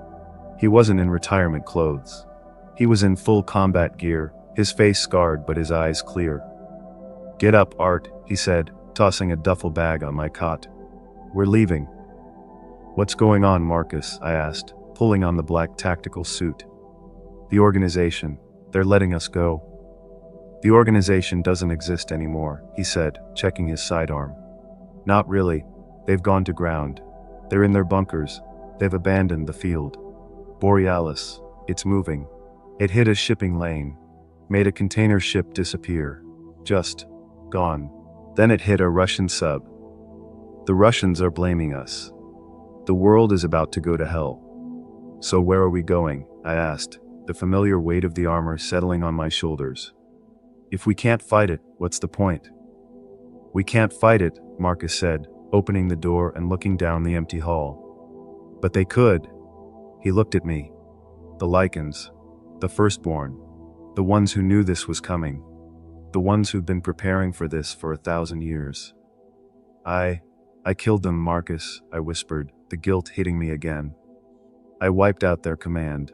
They're broken, scattered." "Not all of them," Marcus said. "You destroyed the Appalachian nest. But you weren't the only one they were fighting. They were waging a war on all fronts. They have other strongholds, and I know where their ark is." He pulled up a map on his tablet. It wasn't Alaska. It wasn't the Appalachians.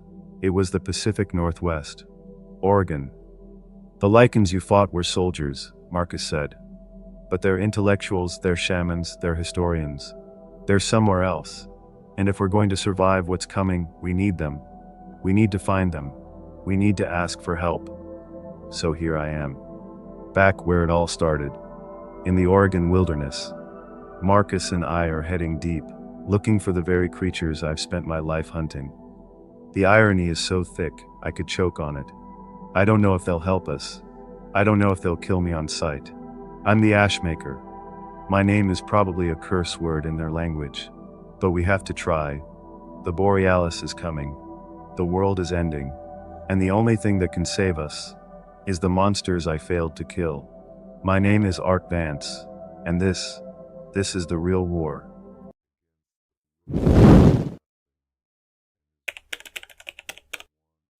Hey guys, what's going on? In the last episode, I talked about Monster Hunter who was in fight with dogmen. Well, tonight we'll watch a whole military team against a creature so powerful it may exist in the darkest laboratories of our government. Sit back, grab a glass of wine, and let's go. I never thought my first morning in the field would start with screaming. The radio chatter had barely cracked over the static when we got the call. A civilian patrol in the northern woods had vanished, leaving only a single ruined ATV behind. My name is Sergeant Alex Kane, and I lead Echo Squad. Some say we're expendable. I say we're precise, and precision is the only thing standing between life and the unknown out there. Status report. I barked into the headset, scanning the tree line as the convoy rumbled through a mud-choked road. My eyes caught the flash of movement in the corner, and I adjusted my grip on the rifle. Echo 1, keep eyes sharp. We're not alone. The team moved like a single organism. Corporal Reyes, the tracker, had an eye for patterns most soldiers miss. He whispered directions that felt like commands from the trees themselves. Lieutenant Harris, the medic, followed with the field pack, eyes scanning for anything out of the ordinary. I depended on them all because the forest doesn't forgive hesitation. The first signs were subtle. Broken branches, claw marks on the trunks, a faint smell of decay that didn't belong to any animal we'd cataloged. This isn't wolves, I muttered under my breath. Something about the angles of the claw marks, the depth of the gouges, it told me this predator was calculated and bigger than any bear. Suddenly, Reyes stiffened. Movement. 12 o'clock, 50 meters. Big, fast. I didn't wait for confirmation. I barked. Positions. Eyes sharp. The squad fanned out, rifles sweeping every shadow. A low growl, deep and deliberate, rolled across the tree line. The sound wasn't animal, it was deliberate. I caught a glimpse before it melted back into the darkness. Tall, muscled, half human, half something else. Its eyes glinted, a pale silver in the dim morning light. Got him it, Harris whispered, almost to himself. We all felt it. The first strike isn't always the last, and the first strike is always a warning. We pressed on, adrenaline sharpening every sense. My mind raced, mapping exits, calculating angles, questioning if what we saw could even exist. Yet there was no turning back. The civilians were out there somewhere, and Dogman and his pack were hunting, waiting to test us. Keep moving, eyes and ears open, I said. The forest seemed to breathe around us, a living thing that knew our fear, feeding off it, testing our resolve. The forest closed in around us, as if the trees themselves wanted to swallow the road whole. Every step we took crunched over frost-bitten leaves and snapped twigs, betraying our presence. I could feel the tension in the squad like a wire stretched tight. No one spoke unless necessary, because sound traveled farther than we imagined in this place. Reyes, I whispered, crouched behind a fallen log. What do you see? His eyes, trained and unblinking, scanned the perimeter. Tracks, he murmured. Not human. Not any bear I've tracked. Fast. Strong. It knows how to avoid confrontation until it chooses, and it's leading us somewhere. I clenched my jaw. That word, leading, set my stomach to twisting. A predator that lures its prey. Hunting humans as though we were nothing more than game. It was a scenario drilled into every recruit, yet facing it in reality stripped confidence from my chest. Keep eyes forward. No rash moves, I ordered. Harris nodded silently, his fingers brushing over the medical pack, ready for anything. But I could see the strain behind his calm demeanor. The first trap we found was subtle. a circle of sharpened stakes hidden under leaves. Nothing had sprung yet, but the placement suggested intelligence and patience. "They're learning us," I said aloud, more to myself than anyone else. "Dogman doesn't just kill, it strategizes." The thought made the hairs on the back of my neck rise. Night fell faster than expected, the shadows pooling thick between the trunks. We made camp in a natural hollow, but sleep didn't come. Rays stayed on watch while I pored over maps, calculating angles, distances, and potential ambush points. Harris tried to eat, but the fear in his eyes betrayed him. He muttered, "I don't like this, Kane. They're watching." I didn't respond. I didn't need to. The silence said enough. At around 2 in the morning, the howl came. Not like any wolf or coyote I'd ever heard. It wasn't mournful. It was taunting, close enough to feel in my chest. Echo Squad tensed, rifles raised, scanning through night vision scopes. The sound ended abruptly, leaving only the rustle of leaves. Then a shadow crossed the perimeter. Quick, deliberate, gone before a shot could reach it. "They're testing us," I said, voice low. "They want to see our reactions." Sleep became impossible. Every sound was amplified.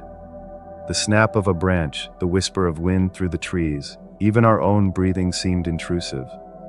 I felt the forest tighten around us, as if it had grown sentient overnight. I knew then we weren't just tracking the dogman. The dogman was tracking us, and the hunt had just begun. Dawn arrived like an intrusion, pale and gray, scattering the shadows but leaving the forest cold and unwelcoming. We packed quickly, moving without ceremony, every motion deliberate. I could see the exhaustion etched into the lines of Ray's face, and Harris's hands shook slightly as he adjusted his medkit. "We push forward," I said, though my own voice betrayed the tension coiled in my chest. "No turning back. They're out there, waiting." The first encounter came without warning. A branch snapped sharply to our left, and a hulking figure burst from the underbrush. It moved with terrifying speed, almost fluid, and disappeared before anyone could pull a trigger. The squad froze, rifles raised, scanning. "Did anyone see that?" Harris whispered, but no one answered. We all had seen it. Its eyes, pale silver, had burned into mine for a fraction of a second, leaving an imprint I couldn't shake. Rays crouched low, tracing faint tracks in the wet soil. "Not just one," he muttered. "A pack. They work together, circle, flush, intelligent." My stomach tightened. A lone dogman would be a threat. A pack was a nightmare. "We need to anticipate them," I said. "We can't just react. We have to force them to make a mistake." Hours passed as we navigated the forest, each movement calculated, each sound amplified. The underbrush seemed denser, the trees leaning inward as if conspiring against us. Shadows shifted unnaturally. Once I swore I saw a figure just beyond a tree, watching, crouched like a predator. Yet when I turned to call it out, there was nothing. The forest mocked us, then the trap. A pit concealed by leaves, jagged stakes at the bottom. Harris's boot caught the edge. We froze. "Careful," I hissed, pulling him back. My heart raced. Whoever set this knew our patterns. They knew our caution. Rays scanned the area, tracing footprints that vanished like smoke. "They're learning," he said grimly. "Learning faster than we can anticipate." By midday, we were exhausted, yet adrenaline kept us moving. The forest didn't give us mercy. Every turn revealed another clue, another sign that we were not in control. And then I heard the sound of growling from above. A tree shook violently, something large descending with astonishing speed. My squad reacted instinctively, rifles swinging, but the creature landed and vanished almost immediately. "Echo Squad," I barked. "Tighten up, eyes forward, movement controlled." I realized then the gravity of what we were facing. This was no ordinary predator. Dogman and his pack weren't just hunting us. They were orchestrating a strategy, a test of our limits. And in that moment, as I scanned the tree line and felt the weight of every decision, I understood that the next mistake could be fatal. Every step, every sound, every breath had to be measured.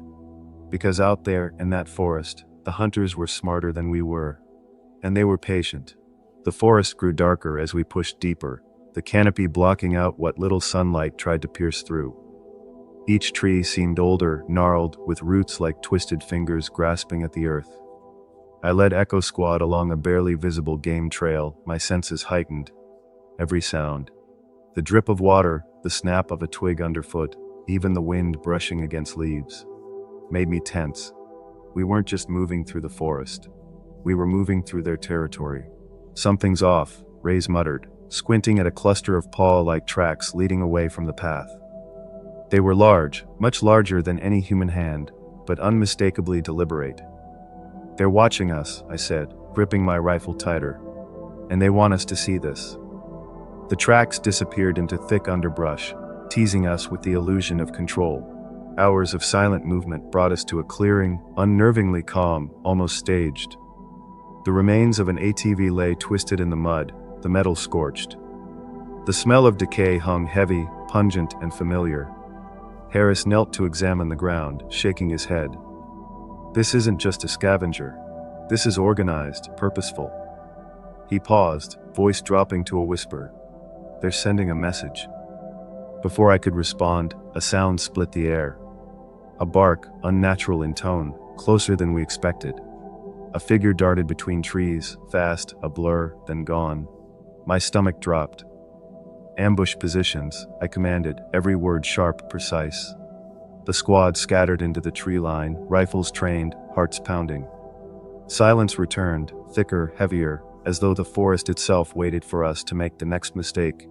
We pressed on, but tension was a living thing, pressing against our minds. "I don't like this," Harris said quietly, keeping his voice low. "They're not just hunting. They're learning. Every move we make, every breath, is being cataloged. And when they strike, it'll be devastating." I nodded, understanding perfectly. We had crossed into territory where instinct alone would not suffice. Logic, patience, and vigilance were the only weapons we had. As night approached again, we set up a temporary perimeter near a rocky outcrop. Rays stayed alert, scanning tracks and broken foliage for signs of the pack. I reviewed the map again, noting the terrain and probable escape routes. Sleep was a distant memory. Every rustle and whisper from the forest made us flinch. Somewhere out there, Dogman and his pack were coordinating. I could feel their presence, sharp and deliberate, a predator's patience pressing against our nerves. The attack came suddenly. A screech, high and dissonant, pierced the night, followed by movement from 3 directions at once. Shadows lunged, then vanished. We opened fire, shots echoing through the trees. Bullets tore through branches, but the creatures were gone before we could assess the damage. "They're testing us again," I said, voice low and steady. "We survive tonight, we learn. We fail, and we disappear. Eyes open, squad, eyes open." The forest swallowed our words, and I realized fully that the hunters had become invisible, and we were the prey. The forest had become a maze of shadows and whispers. Each step felt heavier, burdened by the knowledge that the pack was not just nearby. It was orchestrating our movements. I could sense it in the air, in the tension that stretched between the trees, in the way the leaves rustled without wind. We moved cautiously, rifles at the ready, scanning every angle. Every noise could be a signal, every shadow could be a threat. Rays crouched beside me, studying a set of tracks. "They're splitting up," he said, tracing the large, clawed prints through the mud. "They want to surround us, wear us down. This isn't random, it's tactical." I nodded, feeling the weight of responsibility pressing down. "Then we fight smart. Stay close, watch each other's six, anticipate their moves." Harris adjusted his medkit, silently acknowledging the gravity of the situation. We were no longer hunters. We were being hunted. By mid-afternoon, we reached a ravine. The tracks led directly into it. I signaled the squad to halt. "This could be a trap," I said. "We don't know what's down there, and we don't know how many." Rays scanned the edges, eyes narrowing.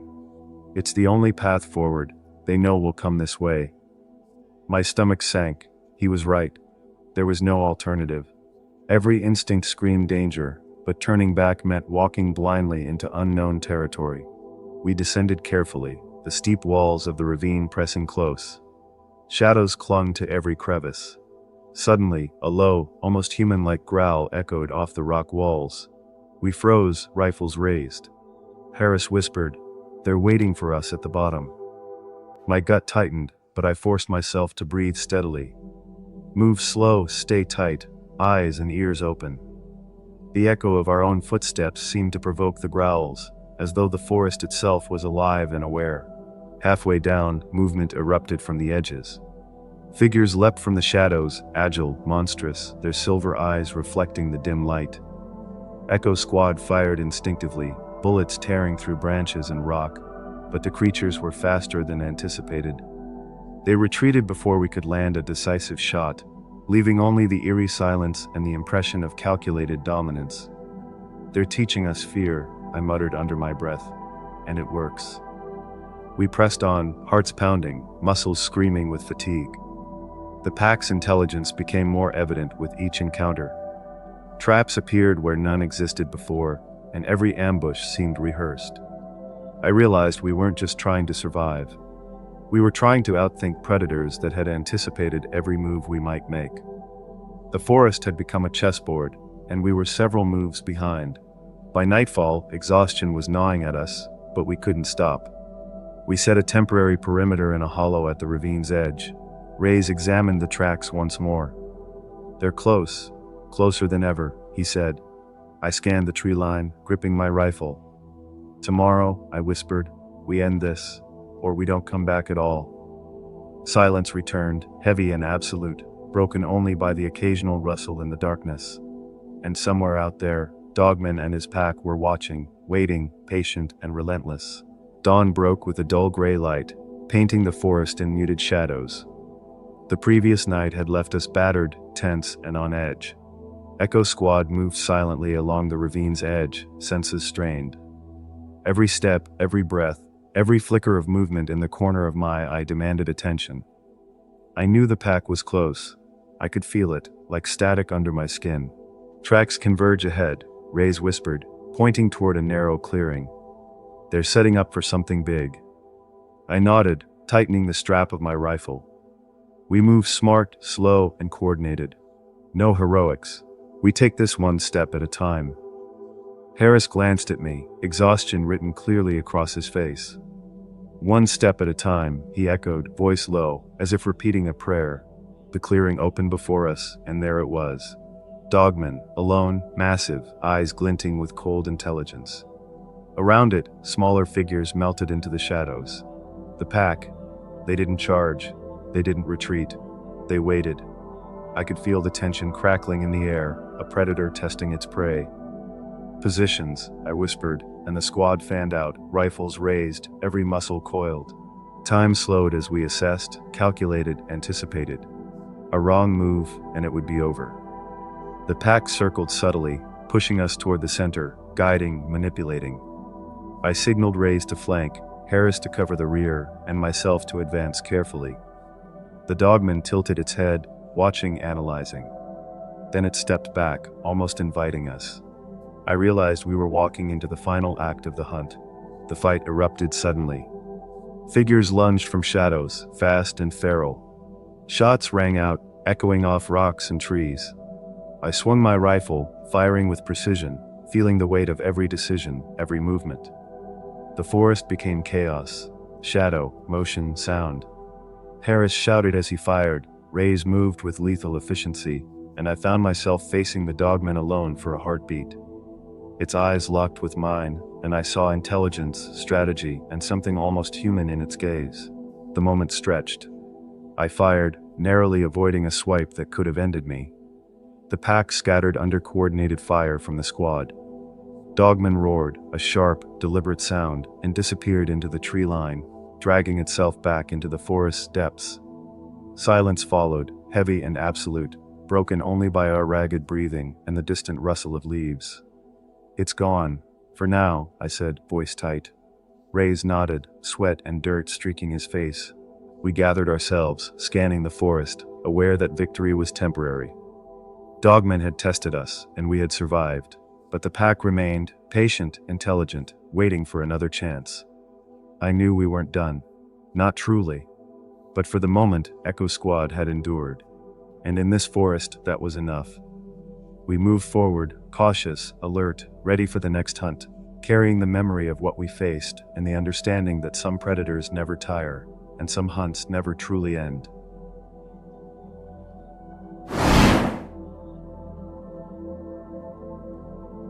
The decision to go camping in Arkansas wasn't a hard one, but looking back, it was one of the worst I've ever made. We had an RV, brand new, spacious, and fully stocked with everything we could need for a week in the wilderness. It was supposed to be a chance to unplug, to reset. Just me, my wife Rachel, our 2 kids, Tommy and Ellie, and the open road. But what we didn't know, what I couldn't have known, was that something was waiting for us out there in the woods. It was late afternoon when we arrived at the campsite, nestled deep in the Ozark Mountains, far from civilization. The forest was thick, the air heavy with the scent of pine and damp earth. The kind of place where silence seems too thick to breathe. At first, it felt like a dream, an idyllic escape. But when I stepped out of the RV to stretch, there was something off. The wind had died, and the woods around us seemed unnaturally still. "All right, kids, go ahead and explore," I said, forcing a smile. I needed to believe that this was just a typical camping trip. The kids leapt out of the RV, eager to explore the woods near the campsite. Tommy and Ellie ran toward a small creek, their voices filled with excitement. Rachel was more hesitant, her eyes scanning the trees as though she could sense something wrong before I did. "You sure this is the spot?" she asked quietly, glancing at the map again. "It seems a little too quiet, don't you think?" "It's perfect," I reassured her, though I could hear the uncertainty in my own voice. "A little remote, but that's what we wanted, right? Away from everyone." I could tell she wasn't entirely convinced, but she didn't push it. Instead, she joined the kids by the creek, her eyes still darting around. I went to set up the campfire, trying to push down the unease that had started to settle in my stomach. The woods were too silent, like they were holding their breath, waiting. As the sun dipped lower behind the trees, the temperature dropped fast, and a chill crept through the air. The kids were inside, finally done with their exploring, and Rachel was sitting on the RV steps, a worried look on her face. "It's just too quiet," she murmured again, staring into the woods. "We're out in the middle of nowhere, Rachel." "That's kind of the point," I said, trying to laugh it off. But I wasn't feeling much better myself. My skin prickled as I stared into the darkening forest. Something wasn't right. It wasn't until we started the fire that I began to realize just how quiet it really was. The usual sounds of insects, small animals, the rustle of leaves. All of it was missing. It wasn't natural. And just as I started to ask Rachel if she thought it was strange too, I heard it. A faint humming sound, barely perceptible at first, but enough to make the hairs on the back of my neck stand up. "Do you hear that?" I asked, my voice tight with the sudden shift in the air. Rachel's face went pale as she nodded. "What is that?" she whispered. I didn't have an answer. I wanted to tell her it was just the wind, but I knew better. The sound wasn't right. It wasn't natural. The humming sound grew louder, more distinct, until it wasn't just a hum. It was a low, eerie melody, like something sung in a language I couldn't understand. I stood there, frozen for a moment, trying to place it. It was distant, but it was coming from somewhere deep in the woods. Rachel's grip on the blanket she had been wrapping around herself tightened, and she stood up abruptly. "That's not normal, right?" she asked, her voice trembling. The kids were inside, laughing and playing games, completely oblivious to the growing tension between us. "No, it's not," I said, swallowing hard. I felt a chill sweep through me, one that had nothing to do with the temperature. The sound had a weight to it, like it was pressing down on the very air we were breathing. I glanced over at the fire, trying to focus on something. Anything, to break the creeping dread. The flames flickered wildly, throwing shadows that seemed to dance unnaturally. The wind had picked up, but it didn't feel like the usual wind you'd expect in the woods. It felt deliberate, like it was guiding the sound toward us, pushing it closer. I turned to Rachel. "Stay here with the kids. I'm going to check it out." Her eyes widened. "Don't go," she said urgently. "Please don't go alone. We should leave, go back to town." I hesitated. I didn't want to admit it, but I was starting to feel the same way. The woods were too quiet, too heavy. Still, the stubborn part of me, the part that needed to prove I wasn't afraid, pushed it all down. It's probably just some animals, or maybe a couple of locals messing around. We're in the middle of nowhere, remember? Rachel didn't seem convinced, but she nodded slowly, holding her breath as I stepped away from the fire and into the darkness beyond. Each step I took seemed to amplify the sound. It wasn't coming from any particular direction. It was all around me now, seeping through the trees, vibrating in my bones. The deeper I went, the harder it became to ignore the sensation of being watched. I moved carefully, not wanting to make a sound, but no matter how quiet I tried to be, the hum never stopped. It was persistent, almost mocking, like it was toying with me. And that's when I noticed it. A figure, barely visible in the distance, standing motionless just beyond the tree line. At first, I thought it was just another trick of the shadows, but the longer I stared, the more I was sure it was real. A man, maybe. It was hard to tell. He was tall, unnaturally tall, and he was just standing there, watching me. The humming grew louder, more distinct, almost as if it was coming from him. I stopped dead in my tracks. My heart pounded in my chest. "Hello," I called out, but the words felt weak, swallowed by the forest around me. The man didn't move. And then, as if sensing my fear, the figure slowly started to turn, its movements deliberate. The humming stopped abruptly. The air around me grew thick with an oppressive silence. I swallowed hard. "Hello, who are you?" I tried again, but the man didn't respond. Something about the whole situation felt wrong. My instincts screamed at me to turn around, to run back to the RV and never look back, but my legs were rooted to the spot. I stood frozen, my breath shallow, the words I tried to speak caught in my throat. The figure's presence seemed to bend the air around it. It didn't feel human. No, not at all. There was something too still about the way it moved, or rather, didn't move. It was like it was waiting for something, like it had all the time in the world. But I didn't have the luxury of time. I finally forced my legs to move, slowly backing away from the figure. My heart was thudding in my ears, a cold sweat prickling across my skin. The firelight from the campsite seemed so far away now, like a distant memory that didn't belong in the same world as this nightmare. "Rachel," I whispered to myself, feeling a wave of panic rise. I needed to get back to her and the kids. I needed to get out of here. But as I turned to leave, the figure moved. It didn't step forward. It simply shifted. It was now standing much closer, much too close. I could see it clearly now, and it was no man I'd ever seen before. Its skin was pale, too pale, almost translucent in the moonlight. And its eyes, they were wide, unblinking, black as coal. No white, no pupils, just endless black.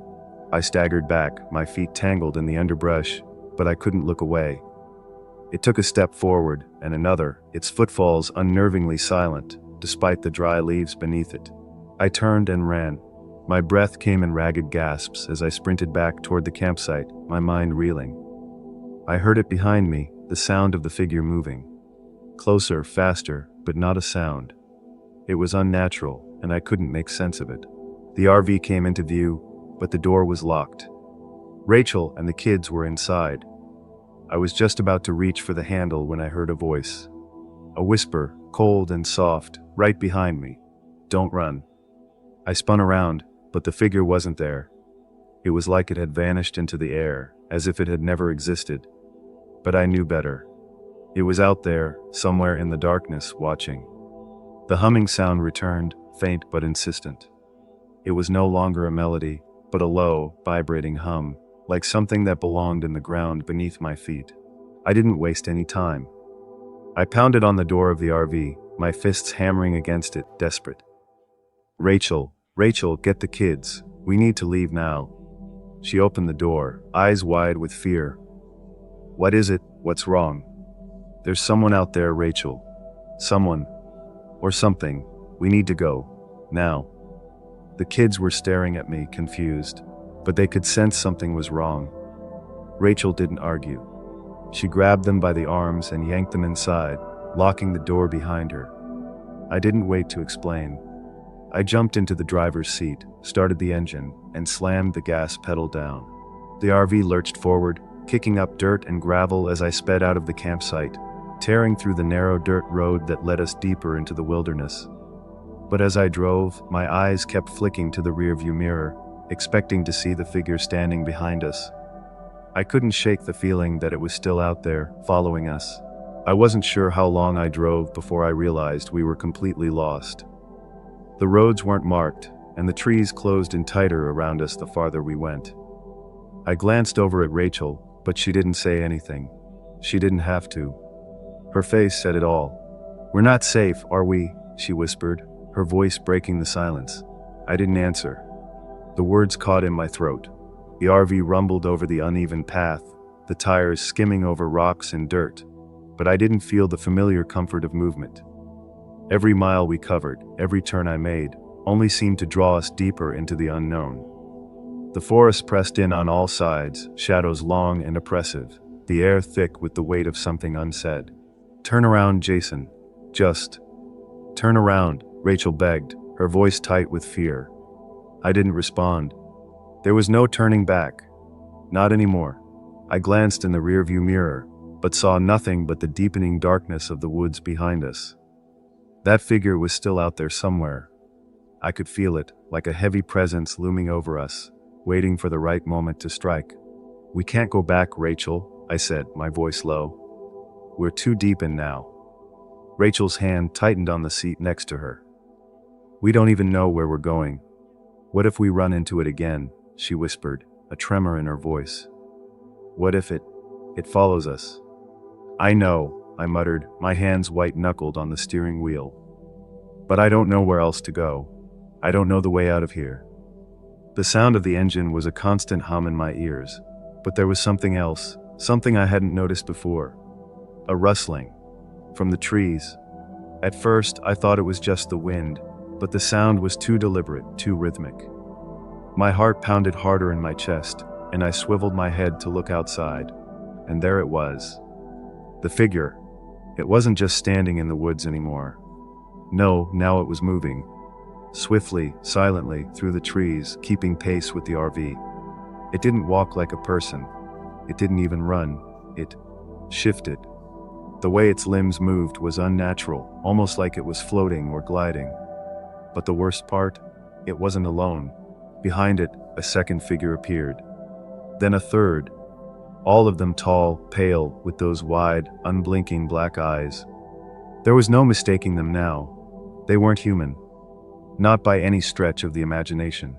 I slammed on the brakes, the RV jerking to a sudden stop, the tires screeching against the dirt. The figures didn't slow, didn't stop. They just kept moving closer, their slow, deliberate movements syncing with the RV's stop. "Jason, what the hell are they doing?" Rachel cried.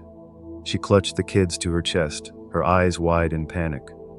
Tommy and Ellie were silent, their faces pale, too terrified to even speak. I couldn't answer. I couldn't explain any of it. I just knew one thing. Those things weren't going to let us go. And if we stayed in this RV any longer, we were going to be trapped. I shifted the RV into gear and pressed down on the accelerator again, speeding down the road, hoping to outrun them. But I knew it wouldn't be that simple. Nothing about this was simple. The trees blurred past us, their shapes turning into dark smudges in the periphery of my vision. But the figures kept pace, moving in the shadows just outside the glow of our headlights, keeping a steady, terrifying rhythm. I could feel their presence like a suffocating weight, pushing against the air, pressing down on us from all sides. "We're not going to make it, Jason," Rachel whispered, her voice barely audible. "We need to stop. We need to." "No," I shouted, my voice cracking with desperation. "We're not stopping. We just need to keep moving." But it was no use. The path was narrowing, the trees closing in around us, and I could feel the RV's tires beginning to lose traction on the slick, muddy ground. A jolt of fear shot through me as the vehicle slid slightly to the left, its wheels spinning in place. "Jason, stop," Rachel screamed. "We have to stop." But there was no stopping. Not now. We were out of time. The figures were closing in, their faces just inches from the window, their hollow eyes staring into the RV, watching us like prey. And then, just as I thought we were going to crash into the trees, the RV lurched forward. The engine roared, pushing us back into motion. But it wasn't me pushing it. It was something else, something far worse. The forest seemed to come alive, the trees twisting and bending, and something dark, something ancient, began to rise from the earth itself. I couldn't even process what was happening. I was too terrified. I was too scared to even breathe. The RV lurched again, as though something unseen was pushing it forward, dragging us through the mud. The engine roared louder, its growl mingling with the rising hum of the forest, the air thick with tension. The trees bent unnaturally, their trunks twisting as if they were alive, reaching for us with long, gnarled arms. The road ahead, once clear, now seemed like an endless labyrinth, closing in with every second. Rachel clutched her children tightly, her face pale with terror, her eyes wide and frantic. "What's happening?" she whispered, her voice a choked cry. Tommy and Ellie were silent, frozen with fear, their small hands trembling in their mother's grip. I could barely respond. My eyes were locked on the rearview mirror, but the figures, those pale, inhuman beings, were gone. In their place, the forest itself seemed to be alive and reaching out, trying to drag us down into its depths. The hum had turned into a deafening drone, a constant, vibrating presence that seemed to come from the earth itself. "Just keep driving, Jason," Rachel screamed, her voice breaking. "Don't stop, don't let them. Whatever they are, catch us." I slammed my foot harder onto the accelerator, my knuckles turning white on the wheel. The RV groaned and jolted forward, but the road was no longer a road. It was a trail, one that twisted and bent in impossible directions, with trees growing at odd angles, their branches scraping against the RV like skeletal hands. And then I saw it. A massive, twisted shape in the distance. A dark, hulking form that loomed at the edge of the trees, impossibly tall and broad, its features hidden in shadow. It wasn't moving, but I could feel its presence, the way it seemed to pulse with dark energy. I didn't have time to think. I didn't have time to process what I was seeing. I only knew one thing. If that thing was real, then we weren't going to survive this night. I had to get us out of here. Suddenly, the RV swerved, its tires skidding as the vehicle lost its grip on the muddy ground. I fought to regain control, my heart hammering in my chest, but it was like the world itself was conspiring to make us crash. The road twisted again, too sharp, too narrow, and the RV scraped along the trees, the sharp screech of metal against bark filling the air. "Jason," Rachel cried, her voice desperate. "Stop, please." But I couldn't stop. I couldn't let go of the wheel. We were speeding into the unknown, into something far darker than I could ever have imagined. My mind raced, but there was nothing to grasp. No answers, no way out. And then, just as I thought we would slam into another tree, the RV jerked forward with a violent jolt, and the forest fell silent. The hum, the rustling, the tension. It all stopped. I slammed the brakes, my heart in my throat, and the RV screeched to a halt. The air was still. Too still. My eyes darted to the windows, but I couldn't see anything. Just the thick, oppressive darkness of the forest. The trees were motionless, silent. Did we lose them? Rachel whispered, her voice shaky, her grip still tight on the kids. She didn't dare let go. "I don't know," I murmured. "I don't know." The silence stretched on, unbearably thick. I sat there, frozen, waiting for something. Anything. To happen. The seconds dragged into minutes. The tension hung in the air like a noose, waiting to tighten. And then, without warning, a soft voice, too soft, whispered from the back of the RV, "Don't turn around." I froze. The words sent a chill down my spine, but I didn't dare move. Rachel's face went pale, her eyes wide with terror.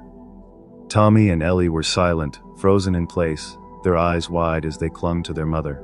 The voice came again, closer now, and this time it was no longer a whisper. It was clear, distinct, almost mocking. "You're not leaving. Not yet." The air in the RV felt thick, suffocating, and I didn't need to turn around to know something. something terrible, was behind us. I couldn't breathe. The words, the voice, echoed in my skull, rattling me to the core. My hands gripped the steering wheel so tightly that my fingers were numb, but I couldn't bring myself to turn around. Every fiber of my being screamed at me to move, to escape, but my body was frozen. Rachel's breath came in sharp, quick gasps beside me. Jason, we need to get out of here. Now. They're here. They found us. The kids didn't make a sound. They were too scared to even whisper. Then the voice came again, a low chuckle that seemed to vibrate through the very walls of the RV. It felt like it was inside my head, like it was crawling beneath my skin, worming its way into my mind. Don't worry, Jason. You're already here. You won't leave. None of you will. I couldn't take it anymore. I whipped my head around, my heart pounding in my chest, expecting to see some horrible figure standing in the rearview mirror. But nothing. The RV was empty, except it wasn't. There was a presence, a feeling, an oppressive weight hanging in the air. My pulse raced, my vision narrowing as I scanned the rear of the RV. That's when I saw it. A single, black eye peering through the small window at the back. Just one eye. I barely had time to react before the window shattered with a deafening crash. Glass sprayed through the air, and I ducked instinctively, a surge of adrenaline flooding my veins. Jason, Rachel screamed, pulling the kids away from the shattered glass. I didn't think. I didn't have the luxury of thinking. My body moved before my mind could catch up. I slammed the gas pedal down again, the RV roaring to life, lurching forward. But it was too late. The forest, the trees, the road itself. It all seemed to collapse in on us. The darkness thickened, suffocating us, and the air was heavy with a sense of impending doom. I couldn't see where we were going anymore. The headlights of the RV barely cut through the blackness. Every corner I turned only led us deeper into the unknown, the landscape becoming a blur of twisted trees and shadowy figures just beyond the reach of the lights. The figures had returned. They were everywhere now, moving among the trees, watching, waiting. Their black eyes followed us, unblinking, their pale forms standing tall and unnatural against the backdrop of the forest. I couldn't see them clearly, but I could feel them. They were closing in, pressing in from all sides. They're out there, Rachel whispered, her voice cracking. They're everywhere. I didn't answer. I couldn't. My mind was racing, trying to find a way out, but there was no escape. No road that led us to safety. I was running in circles, lost in a place I couldn't understand. The woods had become a maze, and I was trapped in it. And then the hum returned. The low, vibrating sound that seemed to come from the earth itself. But this time, it wasn't distant. It was close. So close that I could feel it in my bones. Rachel, I whispered, my voice barely audible. They're not just watching us. They're waiting for us to make a mistake. But the mistake had already been made. We were too deep in, too far gone. The RV skidded to a stop again. This time there was no movement, no sound, just the oppressive silence of the forest surrounding us. The figures had stopped following. They were waiting. I turned to Rachel, my face pale and drawn. Her eyes were wide with fear, but there was something else there now. Something dark, something that mirrored the terror I felt deep in my chest. I'm sorry, I whispered, my voice hoarse. What do you mean? She asked, her voice trembling. I should have never brought you here. I should have never. I couldn't finish the sentence. I couldn't finish it because I knew it was too late. The things in the woods were closing in, and there was nothing left to do but face them. I looked at my family one last time, and then I heard it. The whisper right at my ear, cold and mocking. We've been waiting for you, Jason. We knew you would come. And then the world went black.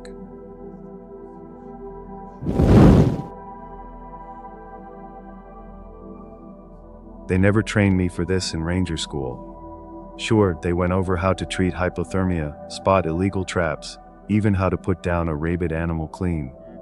But nothing in the manual talks about what to do when the trees start whispering your name in a voice that sounds like your dead brother.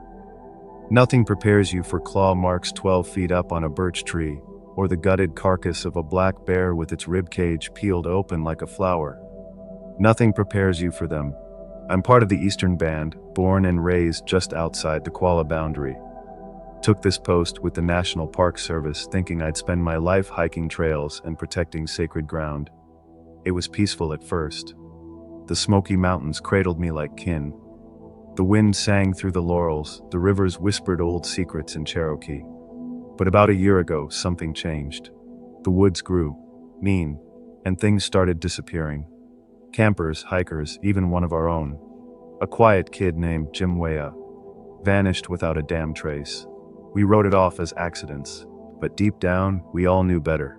It was on a bitter October morning when I found the first sign. I was checking trail cameras near an old ridge called Horned Devil's Hollow. The name alone should have warned me, but it's an old family name from my grandfather's stories. I still remember his face, leathery and sun-lined, whispering tales by the fire about a beast with burning red eyes and cloven hooves. I always thought he was drunk on corn whiskey or just messing with me. But when I pulled the memory card and checked the footage, I nearly dropped the damn tablet. There it was. Frame by frame, a silhouette.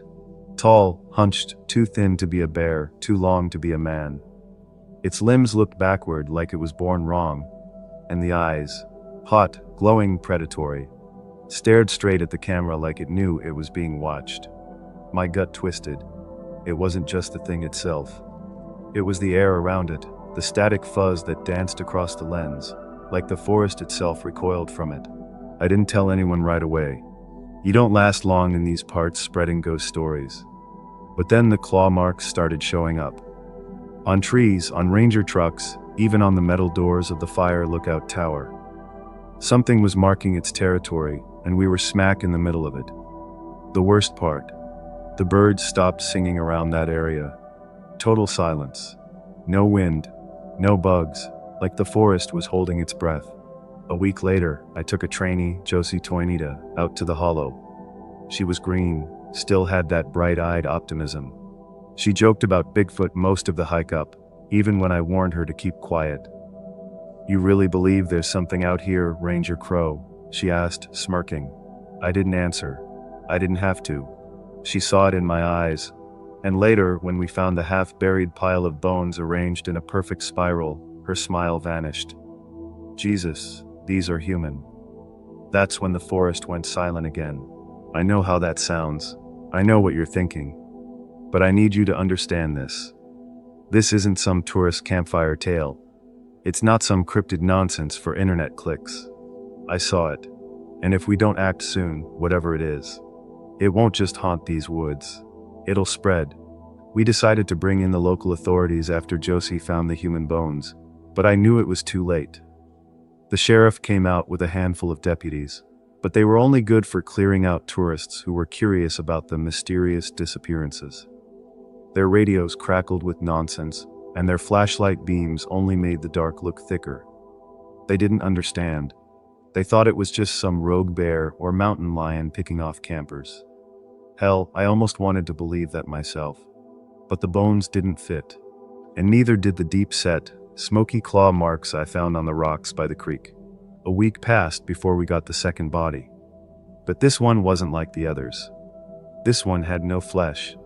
Just a carcass, stripped down to the bones like some kind of grotesque ritual. Its ribcage was carved open, something inside torn apart, like whatever killed it was searching for something. I knew instantly that it was a warning, a message. But who was it for? And why now? The townsfolk, as expected, didn't want to talk about it. They'd been tight-lipped about this area for generations, but I could feel it now. There was something ancient tied to these woods. The legends weren't just stories. They were history. Something had awakened, and it was older than any of us. I had my suspicions, but no one could back them up. Not with proof anyway, just my gut, gnawing at me like a feral dog. I called in a few more rangers, but only one of them, Eli Stevens, knew the depth of the history here. He was an older man, born into the same traditions I was, though his family had settled in a different part of the reservation. Eli had heard the stories. He'd heard of the Jersey Devil before, of course. But he'd always dismissed it, like most people did. He wasn't prepared for the real thing. We sat in my truck one cold afternoon, looking out over Horned Devil's Hollow. The mountain was like a beast, hunched and brooding in the distance, its lower slopes covered in thick fog. We were waiting for a storm. The air felt charged like static. Illy broke the silence, his voice low. "You know it's real, don't you?" he asked, eyes narrowed. I didn't answer right away. I wasn't sure what to say. Maybe I had known all along, but I wasn't ready to admit it out loud. Instead, I took a deep breath, steadying myself. "I think so. But it's not what I thought it was. It's older, more powerful. It's been here long before we were." Lay nodded slowly, his hands gripping the steering wheel tight. "Yeah, my grandfather told me stories when I was a kid. He always warned me about the hollow. Told me that it wasn't just a place for camping or hunting. It was a place where things went in, but didn't come out. But you know how it is. People think it's just superstition." I turned my gaze toward the hollow again, and for the first time, the trees didn't look so innocent. They looked hungry. "We've got to find it," I said, voice a little stronger than I felt. "Whatever it is. If it's out there, it's not just going to wait for us to die. We need to finish this." I let out a low chuckle, but it wasn't one of humor. It was more like the laugh of someone who knew the odds were stacked against them. "I've got a few old friends who know more about these woods than anyone. I'll contact them," he said. "But Crow, I've seen things. Things out here. I've heard things. I don't know how to explain it, but we're not alone anymore. And we might not make it out of here." My heart skipped a beat. I hadn't said it out loud yet, but I knew that we were out of our depth. This wasn't something we were going to solve with flashlights and a few weapons. This was something primal, something ancient, and it didn't care if we were armed or prepared. It had no mercy, and it was getting closer. The rain came hard that night. It hit the forest like an assault, battering the leaves and washing the scent of damp pine into the air. The storm set the woods on edge. Every gust of wind sounded like a whisper. Every break in the clouds felt like something was about to break free from the earth.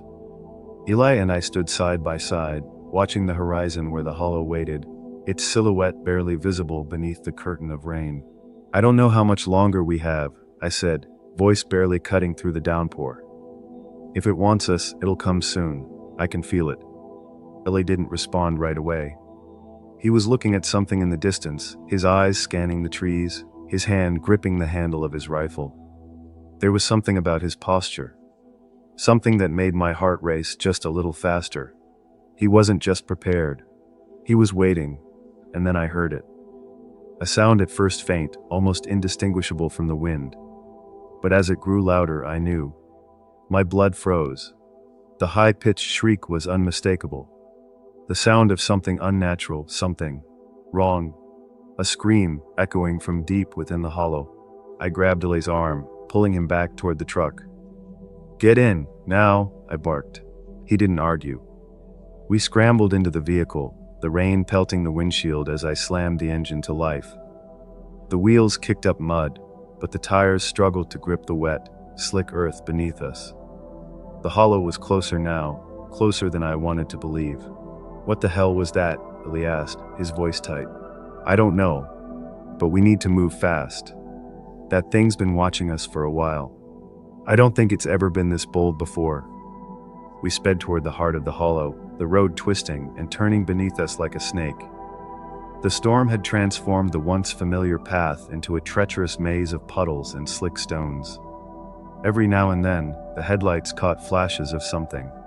Flickers of movement, shadows darting between the trees. It wasn't just the wind or the rain. There were things out there, watching. I could feel it now. The air had turned thick and oppressive, like the atmosphere itself was holding its breath. Eli shifted in his seat, his rifle in his lap, his hands shaking slightly. "Crow," he said in a low voice. "This isn't just some animal. This isn't even natural." I nodded, tightening my grip on the wheel. "I know. I've heard the stories. The Jersey Devil. It's real. And we're the ones in its territory now." The truck hit a rut, sending us both lurching forward.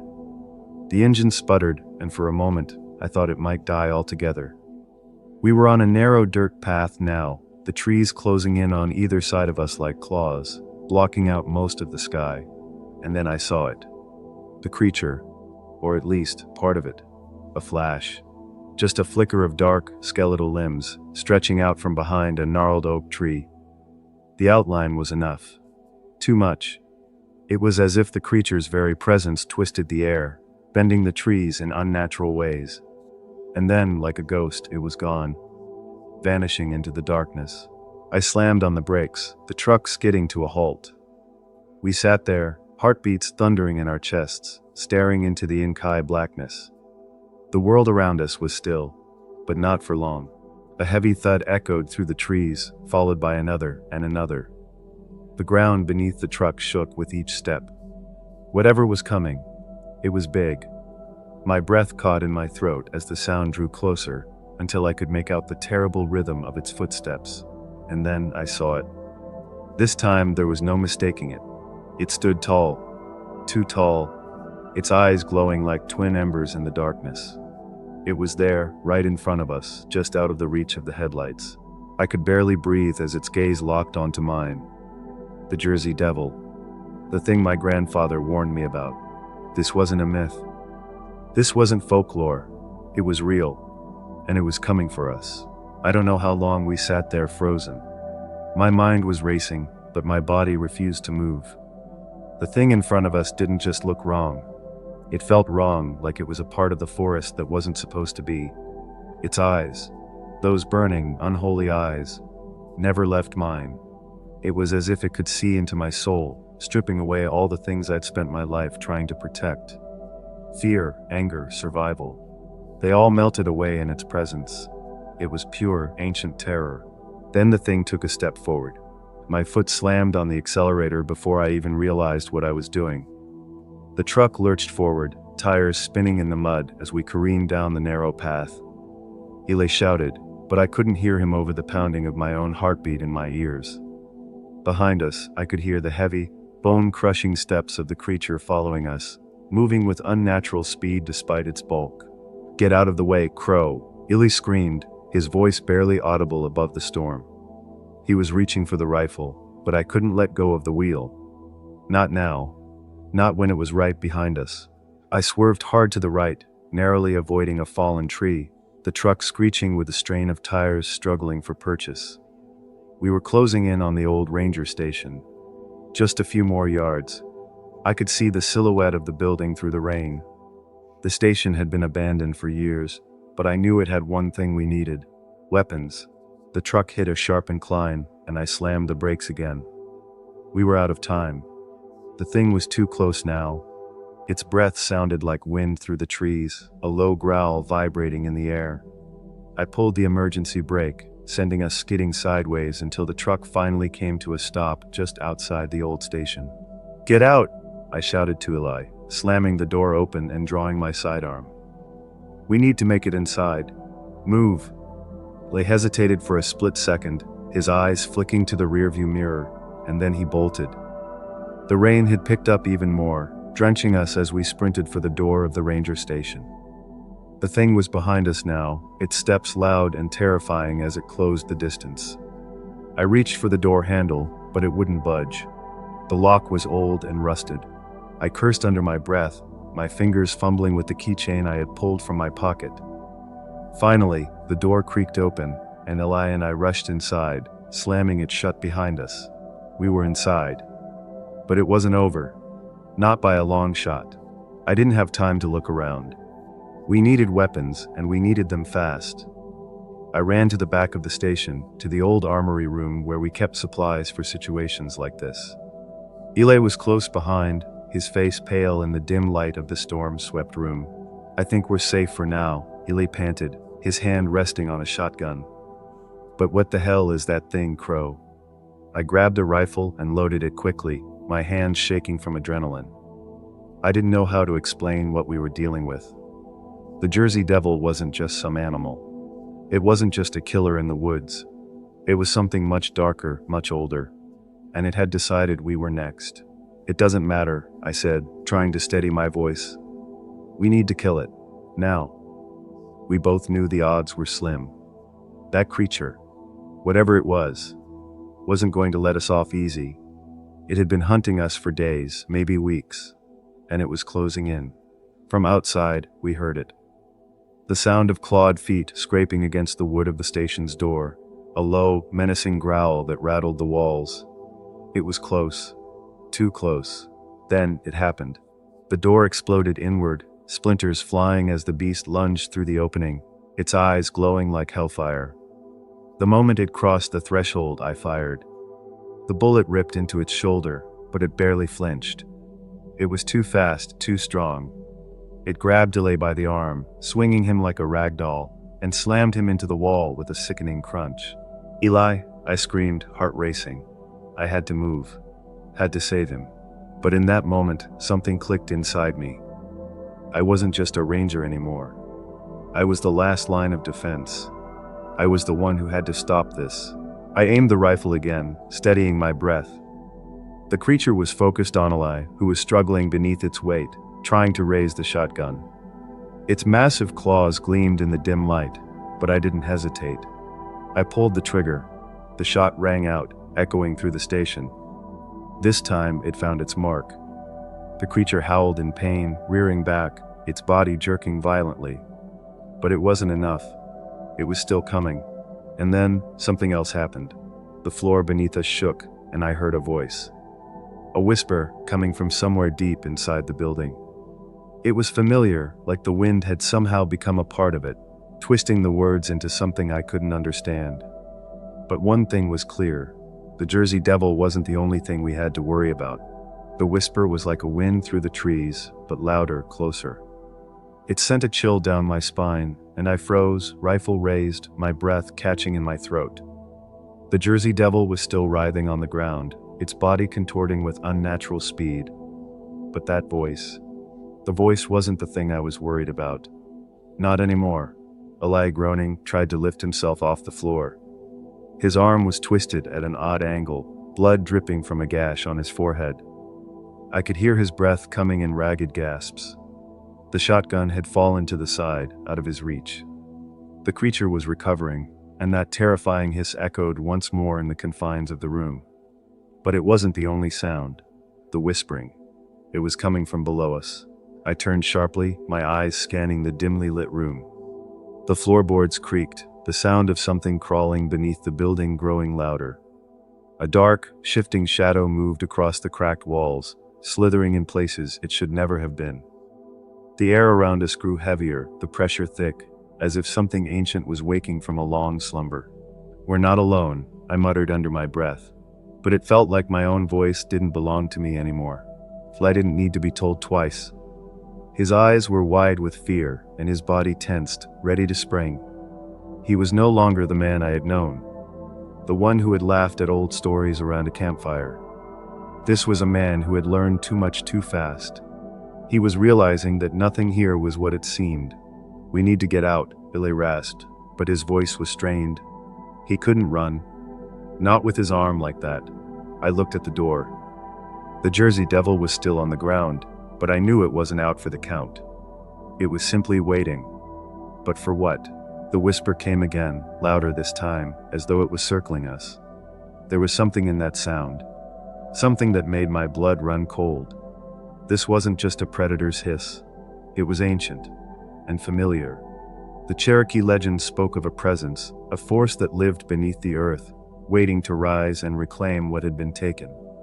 I didn't know if that's what I was hearing, but I didn't have time to think about it. I grabbed Ali by the collar and dragged him toward the back door. The storm outside was relentless, but it was better than whatever was lurking beneath us. As I hauled him toward the door, I glanced back at the Jersey Devil. It was rising slowly, its eyes fixed on me. The creature's grotesque face twisted into a snarl, and a growl rattled in its throat. I was no longer looking at an animal. It was a thing from nightmares, something that belonged to the darkness. We reached the door, but it slammed shut with a force that nearly knocked us both down. The sound echoed through the station, and I spun around, raising the rifle again, heart pounding. But it wasn't the devil anymore. A shape filled the doorway. Its body was as dark as the storm outside, its form hunched and misshapen. It had the same malevolent presence as the Jersey Devil, but was more ethereal, more ancient. It was as though the creature was made of shadows, its outline flickering like a candle in the wind. I didn't even have time to react before the shadow lunged, its body swarming toward us in a blur of movement. The air grew suffocating. I fired my rifle at it, but the shot went wide. The thing was too fast, and my hands were shaking too much. "Flag, get down," I yelled, pushing him to the floor as the shadow passed over us, its dark tendrils slithering along the walls like 100 reaching hands. The air smelled of decay, the heavy musk of something long dead. The thing didn't just attack. It consumed. The walls of the station seemed to shudder with its presence, and I could feel the very air begin to stretch and twist. The shadows in the room grew deeper, like they were alive, hungry. The creature was feeding. But what was it feeding on? Our fear, our souls. My mind couldn't wrap itself around the horror unfolding. I let out a hoarse cry as the creature moved closer, tendrils extending toward him, gripping his legs and pulling him backward. He screamed, but the sound was muffled, swallowed by the darkness that had consumed the room. The only thing that remained was the sound of his body being dragged across the floor. I snapped out of my stupor and dove for the shotgun, just a few feet away. My hands were slick with sweat, and my fingers felt numb, but I didn't hesitate. I aimed at the creature's heart, if it had one, and pulled the trigger. The blast was deafening. The force of it sent the creature's form reeling back, but it didn't die. Instead, it let out a roar that rattled my teeth and shook the walls of the station. The room seemed to contract, and I could feel the temperature drop, the air becoming dense with malevolent energy. He was still being dragged, his screams fading into a rasping breath. I couldn't let him go. I couldn't let it win. I raised the shotgun again, knowing it might be the last chance we had. And then I saw something that stopped me cold. A figure. A woman standing in the doorway. She was draped in tattered robes, her face obscured by a veil of darkness. Her eyes glowed with an unnatural light, and she didn't move. Just stood there, watching. She spoke, her voice echoing through the station like an ancient chant, an incantation of some kind. The shadows hesitated. I didn't know who she was, but she was the only thing that could stop this. The woman in the doorway was unlike anything I'd ever seen. Her presence felt like an intrusion on the world itself, like she was something that didn't belong in this reality. The shadows recoiled from her, and the whispering that had filled the room faded into a low, almost mournful hum. I couldn't tear my eyes away from her. She was powerful, ancient, and in some way, she seemed to be made of the same dark energy that had consumed the room. The Jersey Devil was still there, but it was no longer attacking. It had stopped its pursuit of Eli, its twisted face locked on the woman with an expression that could only be described as fear. The shadowy creature had also paused, its writhing form momentarily still, as if paralyzed by her presence. The woman's eyes, glowing faintly, flickered toward me, and she spoke. Her voice was soft, but it carried weight, like the winds of the past had brought her here to deliver a message. "You should not have come here," she said, her tone both sorrowful and stern. "But now, you are entangled in something far older than your world. These creatures, this devil, you are not meant to face them alone." My breath hitched in my throat. I didn't understand who she was or how she knew so much about what was happening, but I didn't have time to question her. The station felt like it was suffocating. The weight of the shadows, the smell of decay, the distant screams of the thing that had once been Eli. It was all too much. I needed answers. Now. "You can stop this, can't you?" I demanded, stepping forward. My gun was still clenched in my hand, but it felt useless against the dark power she wielded. "I know who you are. The stories, the legends. You're a spirit of the woods, aren't you?" Her gaze softened just slightly, though the darkness still clung to her like a second skin. "I am what remains," she whispered, almost as if she were speaking to herself. "A guardian, a protector. But there are forces beyond even me. This thing, the devil you fear, it is not merely a creature of flesh and bone. It is a part of a much larger cycle. A cycle of hunger, and it feeds upon the land itself. I felt a pang of dread. But it's hunting us, hunting me. The woman nodded, her expression grim. It has always hunted those who are tied to the earth, to the old ways. It feasts on fear, on despair. But it does not have the power to destroy those who are rooted in the ancient bonds. Those who belong to the land like you. I recoiled. Me? I don't belong here. I'm just a ranger. I've got no ties to anything old. She shook her head, her robes flowing like smoke around her feet. You are not just a ranger, Crow. You are of the earth. The blood of your people runs in your veins. Your ancestors watched over these lands long before you ever stepped foot in them. You are the keeper of something much larger than yourself. My heart slammed in my chest. The pieces of the puzzle were falling into place, but they didn't make sense. The Jersey Devil.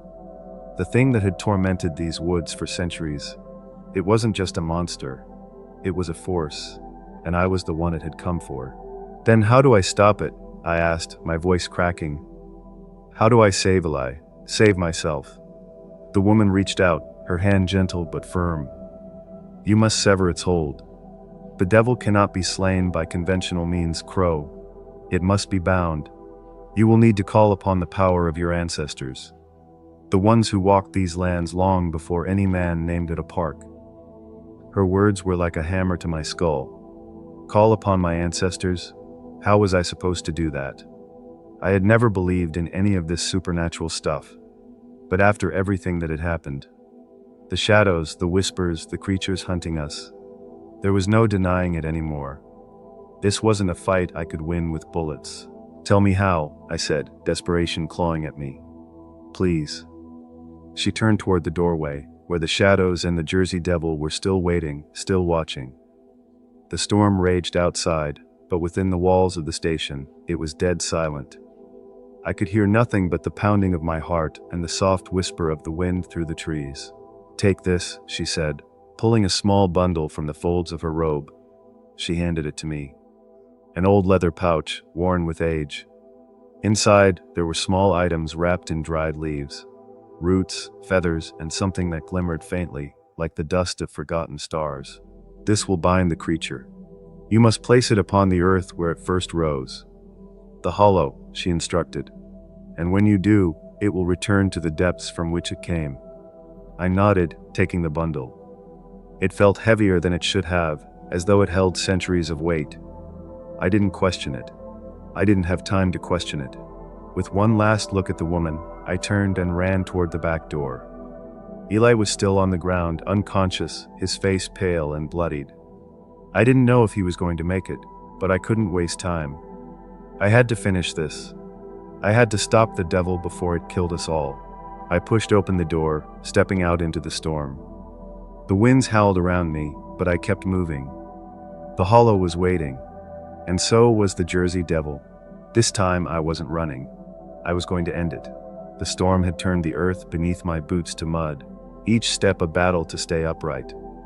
The hollow was just ahead. The place where it all began, where the Jersey Devil had risen from the depths to claim this land for its own.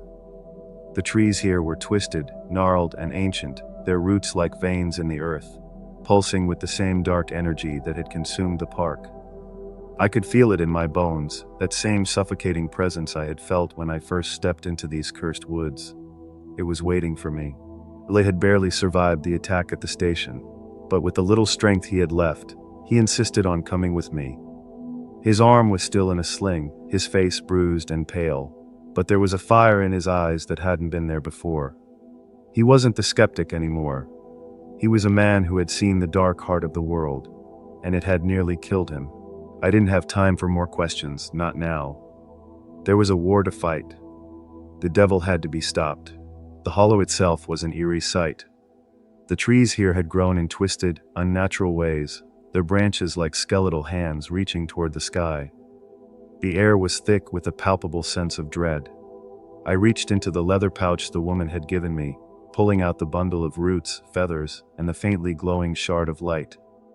My heart raced as I felt the presence of the Jersey Devil drawing closer. I didn't know if I was ready for what I was about to do, but I had no choice. The ground beneath my feet rumbled, and the Jersey Devil emerged from the shadows like a nightmare given flesh.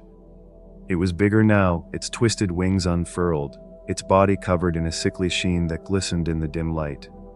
Its eyes, those black, soulless eyes, locked onto me with a fury that I could feel deep in my chest. "I've come for your soul," it growled, its voice like the rustle of dead leaves. "And yours too." I stood tall, lifting the bundle of ancient power.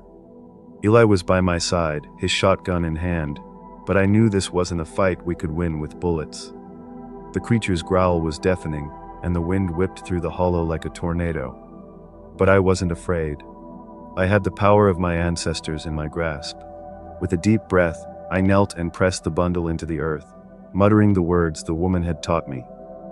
Words of binding, words older than the land itself. As I spoke, the ground shook, and the creature screamed in fury, its twisted form writhing in pain. The shadows that clung to it began to dissipate, slowly at first, and then faster, as though the very essence of the devil was being pulled away by the power of the earth itself. Lay fired his shotgun, blasting the creature's wings, but it was the power of the ancient words, the bond between the land and my blood, that was truly hurting it. The devil roared, its body writhing like a thing on fire, and for the first time I saw it. The terror in its eyes. With a final cry, the creature lunged toward me, but it was too late. The earth beneath it split open, a great rift forming as the very ground began to swallow it whole. The devil's scream filled the air as it was pulled down into the dark depths, its wings flapping wildly as the shadows were torn from its body. In an instant, it was gone, vanished into the hollow, never to rise again. The wind died, and the storm ceased. The air felt lighter, as though the land itself had exhaled after holding its breath for centuries. I stood, panting, staring at the place where the Jersey Devil had been, my heart still racing. Eli's voice broke the silence. "Is it over?" I didn't answer at first. I just stared at the now empty ground, the rift closing slowly, sealing the devil back where it belonged. "Yeah," I finally said, "it's over." The hollow was still, and the park was silent once more. I looked around at the trees, old but no longer twisted. The darkness had lifted. The land was free. We placed a hand on my shoulder, offering a weary smile. "We won, didn't we?" I nodded, my thoughts drifting back to the woman. The guardian of the woods.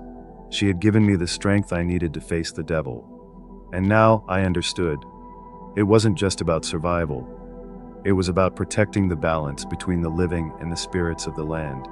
"We did," I said, my voice firm, but tired. "We protected this place." As we walked back toward the station, the sun began to rise, casting its first light across the land. The woods seemed at peace, and for the first time since I'd come to this park, I felt like I belonged here. The creatures were gone, and the hollow was silent. I had won.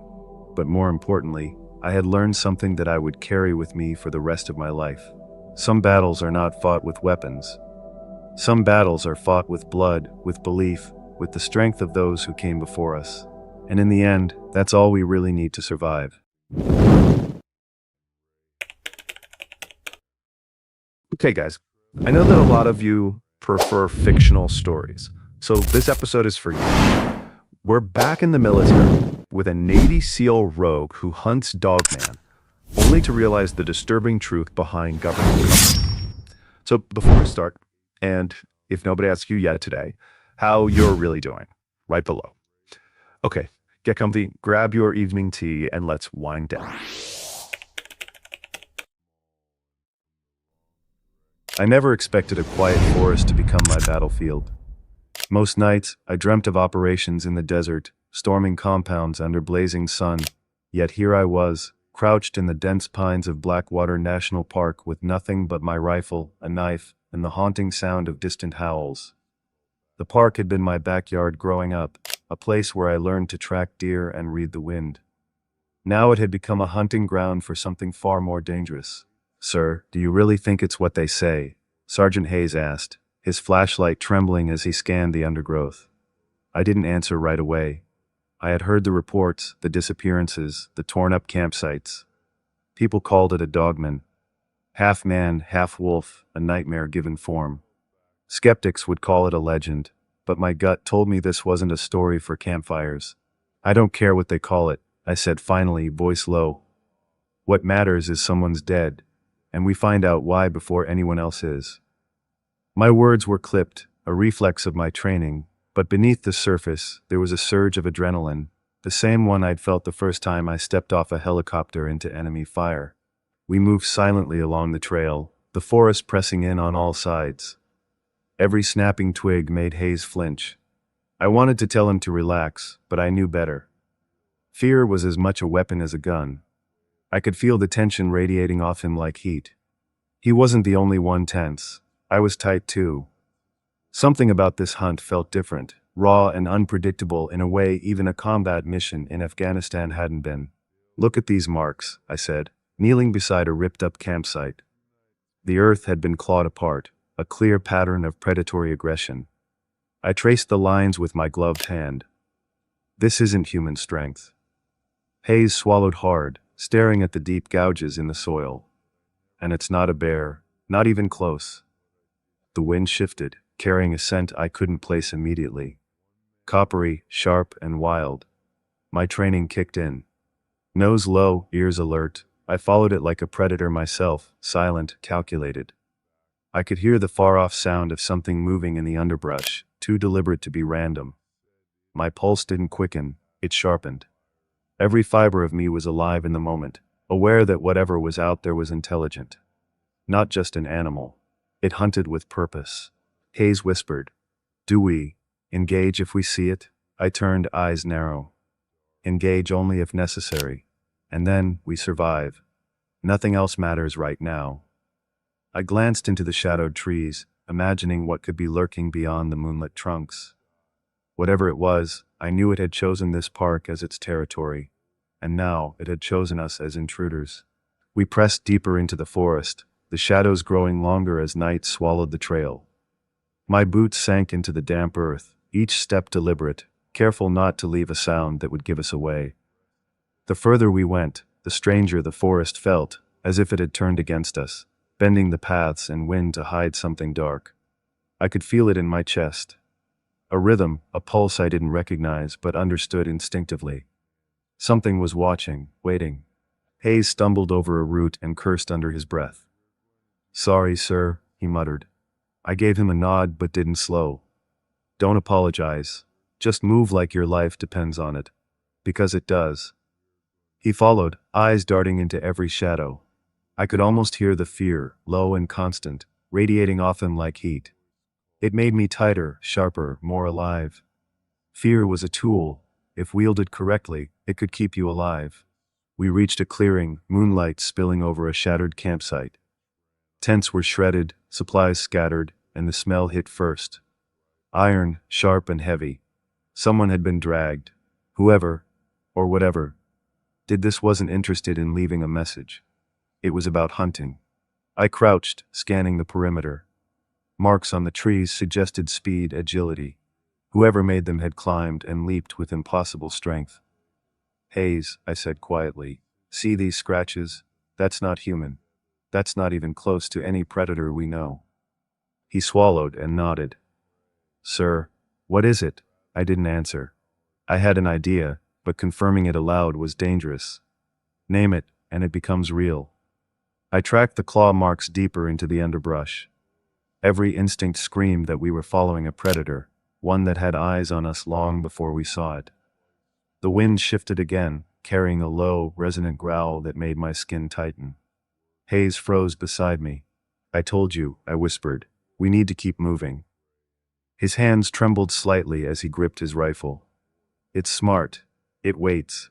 It watches. That's what makes it deadly." And I knew he was right. Combat had trained me for calculated risks, but this was something different. There was no map for hunting a creature that wasn't supposed to exist. We were in uncharted territory, and the rules were ours to discover. Or die trying. Suddenly, a shadow flickered at the edge of my vision. Quick, fluid, impossible. I spun, rifle up, scanning, but it was gone.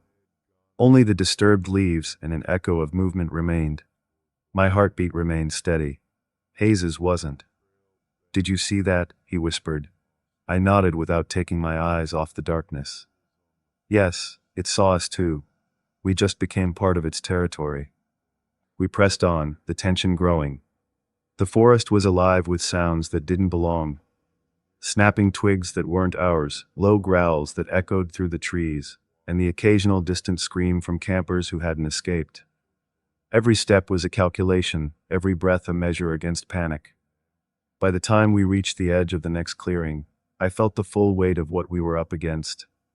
This wasn't a hunt. It was a war against something patient, intelligent, and monstrous. And I was determined not to let it win. The clearing was silent, but not in the way you expect silence in the forest. There was tension, like the air itself was holding its breath. I crouched low, scanning the tree line with my night vision goggles, every shadow a potential threat. Hayes was next to me, trembling slightly but trying to stay composed. "Sir, I think it's close," he whispered. I didn't respond immediately because I could feel it before I saw it. A presence, deliberate, stalking, calculating. I motioned for him to stay put. "Wait, let it make the first move." My training told me that patience was often more lethal than aggression. Combat missions had taught me to anticipate the enemy, read their patterns. This wasn't a human opponent, though. Every instinct screamed that this was smarter, faster, and more unpredictable. I adjusted my rifle, scanning the tree line, catching faint glimpses of movement that disappeared before I could focus. A sudden rustle to my left made Hayes jump. "It's there," he hissed. I swung my rifle in the direction of the sound and caught a glimpse of massive, lean form moving with impossible speed. The hair on its body glinted in the moonlight, and its eyes, glowing faintly, stared back at me for a heartbeat before vanishing. I tightened my grip. "Don't shoot yet. We need to see what we're dealing with." Hayes shook his head. "Sir, that thing, it's not human. Look at it. You can't. How can it even move like that?" I didn't answer. Words wouldn't change the reality. We had a creature that defied explanation, that hunted like a predator, but thought like a human. The combination made it terrifying. My only option was to stay one step ahead. Every fiber of my body was alert, waiting for the slightest sign, the smallest misstep from our quarry. We continued deeper into the forest, moving in a deliberate zigzag pattern to avoid being flanked. The ground was torn up, evidence of immense strength and ferocity. I crouched over a set of massive footprints, comparing them to my own boots. "Hayes, this thing could stand taller than me if it wanted," I said, measuring the depth of the prints. "It's built to kill, to hunt, and it's not afraid of humans." The wind shifted again, carrying the smell. Sour, musky, metallic. My stomach tightened. That scent alone told me it had hunted recently, and we were stepping into fresh territory. "Keep your eyes sharp," I muttered. "We're walking into its hunting ground, not ours." Hayes nodded silently, following closely. I noticed his breathing quicken, but he kept moving. That's what counted. Survival meant controlling panic, not eliminating it. Suddenly, the forest exploded with movement. Trees snapped, the ground trembled under immense force, and a shadowed figure lunged at the edge of the clearing. I fired instinctively, tracking it with precision honed by years of combat. The beast retreated, circling us like a predator testing its prey. I kept my rifle steady, scanning, trying to anticipate its next move. Hayes grabbed my arm. "It's playing with us," he said, voice barely audible. I knew he was right. Whatever this thing was, it wasn't mindless. It was intelligent, calculating, and it was learning. The wind carried a whisper of movement through the trees, subtle but deliberate. I crouched low, my rifle aimed at the shifting shadows. Hayes mirrored me, eyes wide and body tense. "Sir, it's close," he murmured, barely audible. I didn't need him to tell me. Every instinct screamed the same. It was around us, studying us, waiting for an opening. The forest had become an arena, and we were unwilling contestants. I signaled for him to stay put and moved a few steps forward, silent as a shadow myself. Every crackle of leaves beneath my boots could betray me, but I needed to see it. That first glimpse had been enough to confirm what I feared and expected. Enormous, humanoid frame covered in thick, coarse fur, with limbs built for speed and strength. It was something that should not exist, yet here it was, hunting people as though it had done so for centuries. Hayes' whisper cut through the tension. "Sir, it's circling us. I can feel it." I didn't answer, focusing instead on the faint sounds of movement. Branches bending under immense weight, leaves disturbed in unnatural patterns. I crouched behind a thick tree trunk and listened. My breathing was measured, controlled. Every nerve in my body screamed danger, yet I felt alive in a way that only came from staring down true peril. A low growl rolled through the trees, and I tensed. It wasn't just a sound. It was a signal, a warning. Then, without warning, the creature darted across the clearing, its motion fluid, precise, almost taunting. I raised my rifle, tracking its movement, but every time I fired, it disappeared before the bullet could reach it. Hayes cursed under his breath. "It's like it knows," he muttered. I didn't respond. I already knew. This wasn't instinct alone. It had intelligence, awareness. We pressed on, navigating through uneven terrain, fallen logs, and dense underbrush. I kept my senses peeled for any sign. Broken branches, disturbed dirt, animal carcasses. The pattern was always the same. It hunted, it observed, it learned. The forest itself seemed to close in around us, shadows stretching and twisting unnaturally. I realized that we were not only being hunted, but the forest was becoming a tool of the predator. A sudden noise snapped my head toward a distant ridge. Movement, fast and deliberate, fleeting in the moonlight. "There," I shouted, raising my rifle. Hayes froze, fear obvious in his stance. "Do you see it?" I nodded. "Yes, stay calm. Watch its patterns. That's how we survive." We crouched low, analyzing its rhythm. The creature was methodical, circling like a hunter measuring prey. Every step, every glance was deliberate, testing, calculating. Hours passed. Or maybe minutes. Time lost meaning in that place. We rested briefly in the shadows, scanning every line of sight, anticipating attacks that never came. The creature was patient. That much was clear. It wanted to control the hunt, to set the terms. And I knew one thing. If we were going to survive, we had to think like it, anticipate it, and strike first when the moment was right. I adjusted my rifle, eyes narrowing. Survival demanded focus, and I was ready to take it. Dawn was breaking when we reached the edge of the ravine. The forest behind us was eerily silent, almost as if the creature had vanished. I didn't lower my rifle. Hayes glanced at me, voice tight. "Sir, you think it left?" I shook my head. "No, it's waiting. That's its pattern. It always waits." My stomach was tense, alert, muscles coiled for the inevitable strike. This wasn't an ordinary hunt. This was a test of patience, of anticipation, and I wasn't going to fail. The footprints led down a slope into a shallow creek. I motioned for Hayes to follow, keeping low. Every branch snapped, every stone shifted, sent echoes that might betray our presence. I paused, crouched behind a fallen log, scanning the waterline. "It's been here recently," I muttered, examining deep gouges in the mud. "Fresh. Very fresh." Hayes swallowed, looking at the prints that dwarfed our boots. "Sir, it's huge." I didn't answer. I just studied, learning, memorizing patterns. Size didn't matter if you understood how it moved. A sudden splash upstream caught my attention. Reflexively, I raised my rifle. Shadows moved in the corner of my vision. Fast, precise, deliberate. The creature emerged from behind a fallen tree, its lean frame dripping with water, eyes fixed on us. I felt its gaze like a physical weight. "Stay calm," I whispered to Hayes. The thing's intelligence was terrifying. It didn't rush. It studied, gauging our reactions, calculating how best to strike. It stepped closer, and I caught the detail that made my blood run tighter than fear. Human-like intelligence in its eyes. Not a mindless beast. Not a wild animal. Something that thought, that observed, that planned. I motioned Hayes to flank slowly, keeping low. "We need a trap," I muttered. "We can't just face it head-on." He nodded, understanding the urgency without question. This was more than survival. It was a chess game, and the first wrong move could cost us our lives. I spotted a narrow path leading uphill, a choke point that could limit its movement. Here, I said, pointing. We funnel it. That's our advantage. Hayes moved quietly, setting the makeshift perimeter while I monitored the tree line. Minutes passed, each stretched into eternity. The forest was still except for the distant sound of flowing water and the occasional snap of a twig. Then, a low growl vibrated through the air. It had found us, but it was waiting, testing patience, sizing up its prey.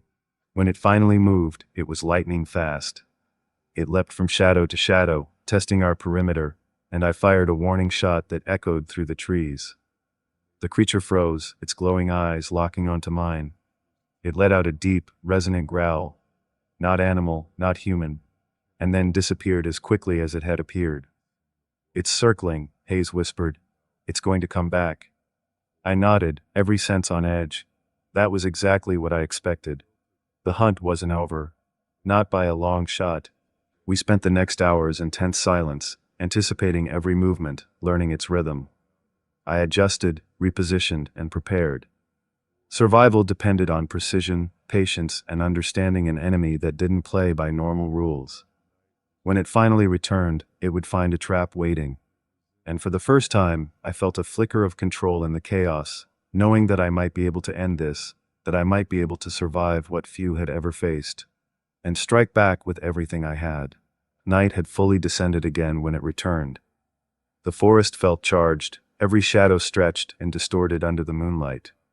I crouched behind a fallen tree, rifle ready, senses screaming. Hayes was beside me, trying to steady his breath, but I knew he was shaking.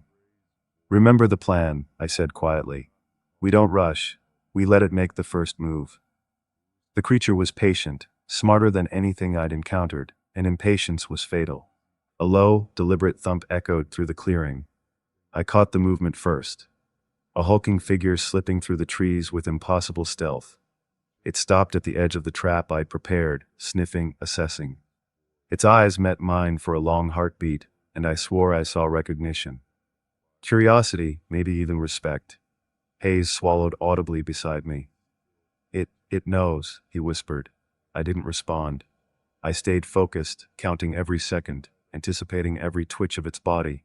It stepped closer to the narrow choke point, testing the limits of its movement.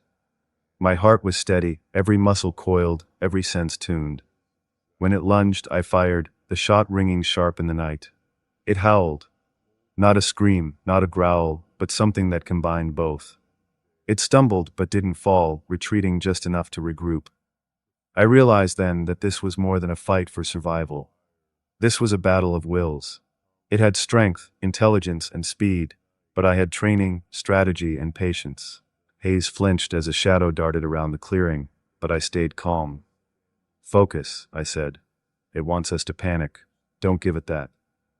The creature circled, analyzing, testing. Then it charged, full force, aiming for the choke point where we could control its path. I fired again, precise, calculating, striking at vulnerable points I'd identified through observation. It faltered, and I moved in, closing the distance. Every second was a gamble, every action critical. Finally, I had an opening. The creature lunged, and I sidestepped, using its momentum against it. Hayes and I moved in tandem, pushing it toward the trap. It howled in frustration, a sound that echoed across the forest, but it was trapped. I didn't hesitate. Using my rifle and makeshift barriers, we forced it into a containment area I'd improvised earlier.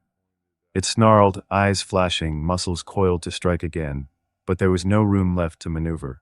The creature paused, chest heaving, gaze locked on mine. I felt a strange respect, even fear, in that moment. This wasn't just an animal.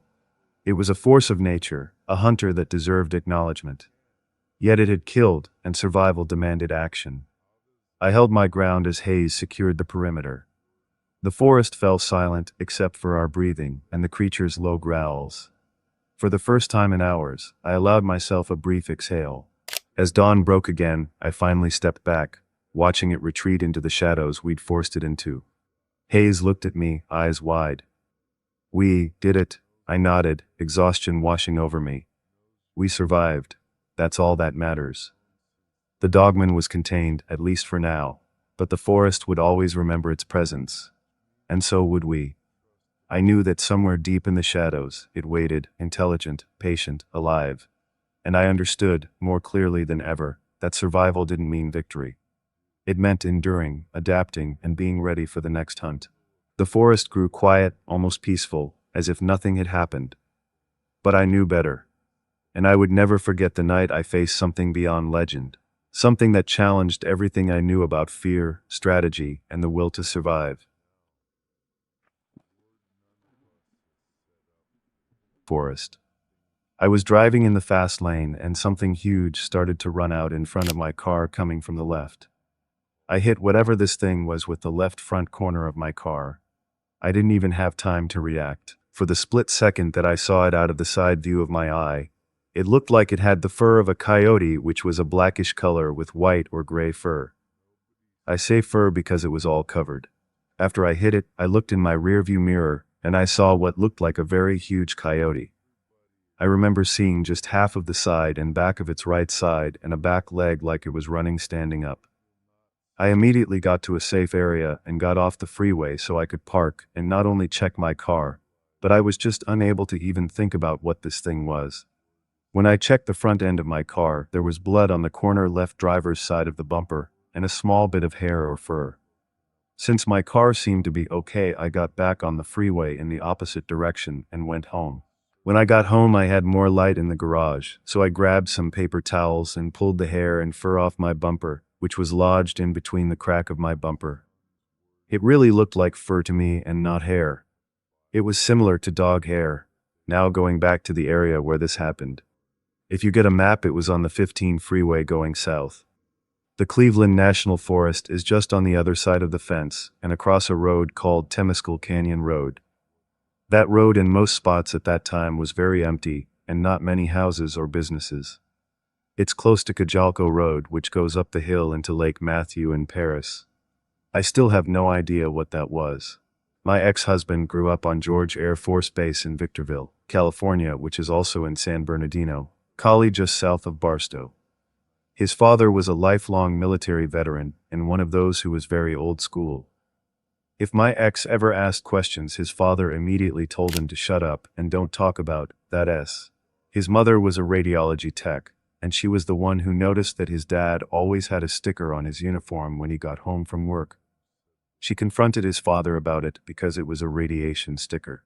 His father also yelled at his mother and told her never to talk about it. Now, I was with my ex for over 20 years. We still live together because I am chronically ill and disabled, and he is also chronically ill, so we help each other. In all my years with him, he always told me he saw a lot of things out there on and around the base that he couldn't explain, and there was no way he would ask his dad about it because his dad was very physically abusive to him and his brother. Recently, my ex has told me some of his experiences, and you were the only person I could think of to tell. My ex-husband and his friends grew up in the 1980s. Back in the Victorville, Hesperia, and Apple Valley areas were so sparse when it came to people living there. They didn't even have police departments there. They would have to call the San Bernardino County Sheriff. My ex and his friends also spent a large amount of time in the surrounding areas of Death Valley, 29 Palms, the Mojave Desert basically, and the backside of the San Bernardino Mountains on the north side by Silverwood Lake and Deep Creek Springs area, and also out in Lucerne Valley. They also went to many of the old mines out there in the Mojave Desert. He said one time they had an old car and pushed it into one of the many holes they found. He said they were all amazed at how long it took for the car to hit the bottom. My ex and his friends were sort of like hellions out there, because he said there really wasn't anything to do out there except explore and do stupid things like this. He was in his late teens and 20s at the time of these stories. Recently, he began to tell me more stories with more details. He said one time he was exploring an old mine, and he heard a noise behind him.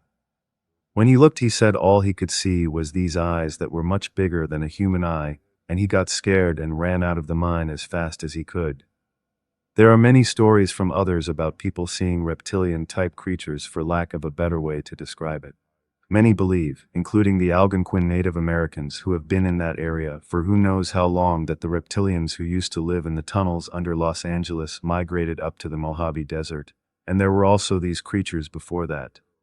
My ex also spoke about things he saw on the base itself. He didn't get specific on this part at all. I could tell it still to this day scared him.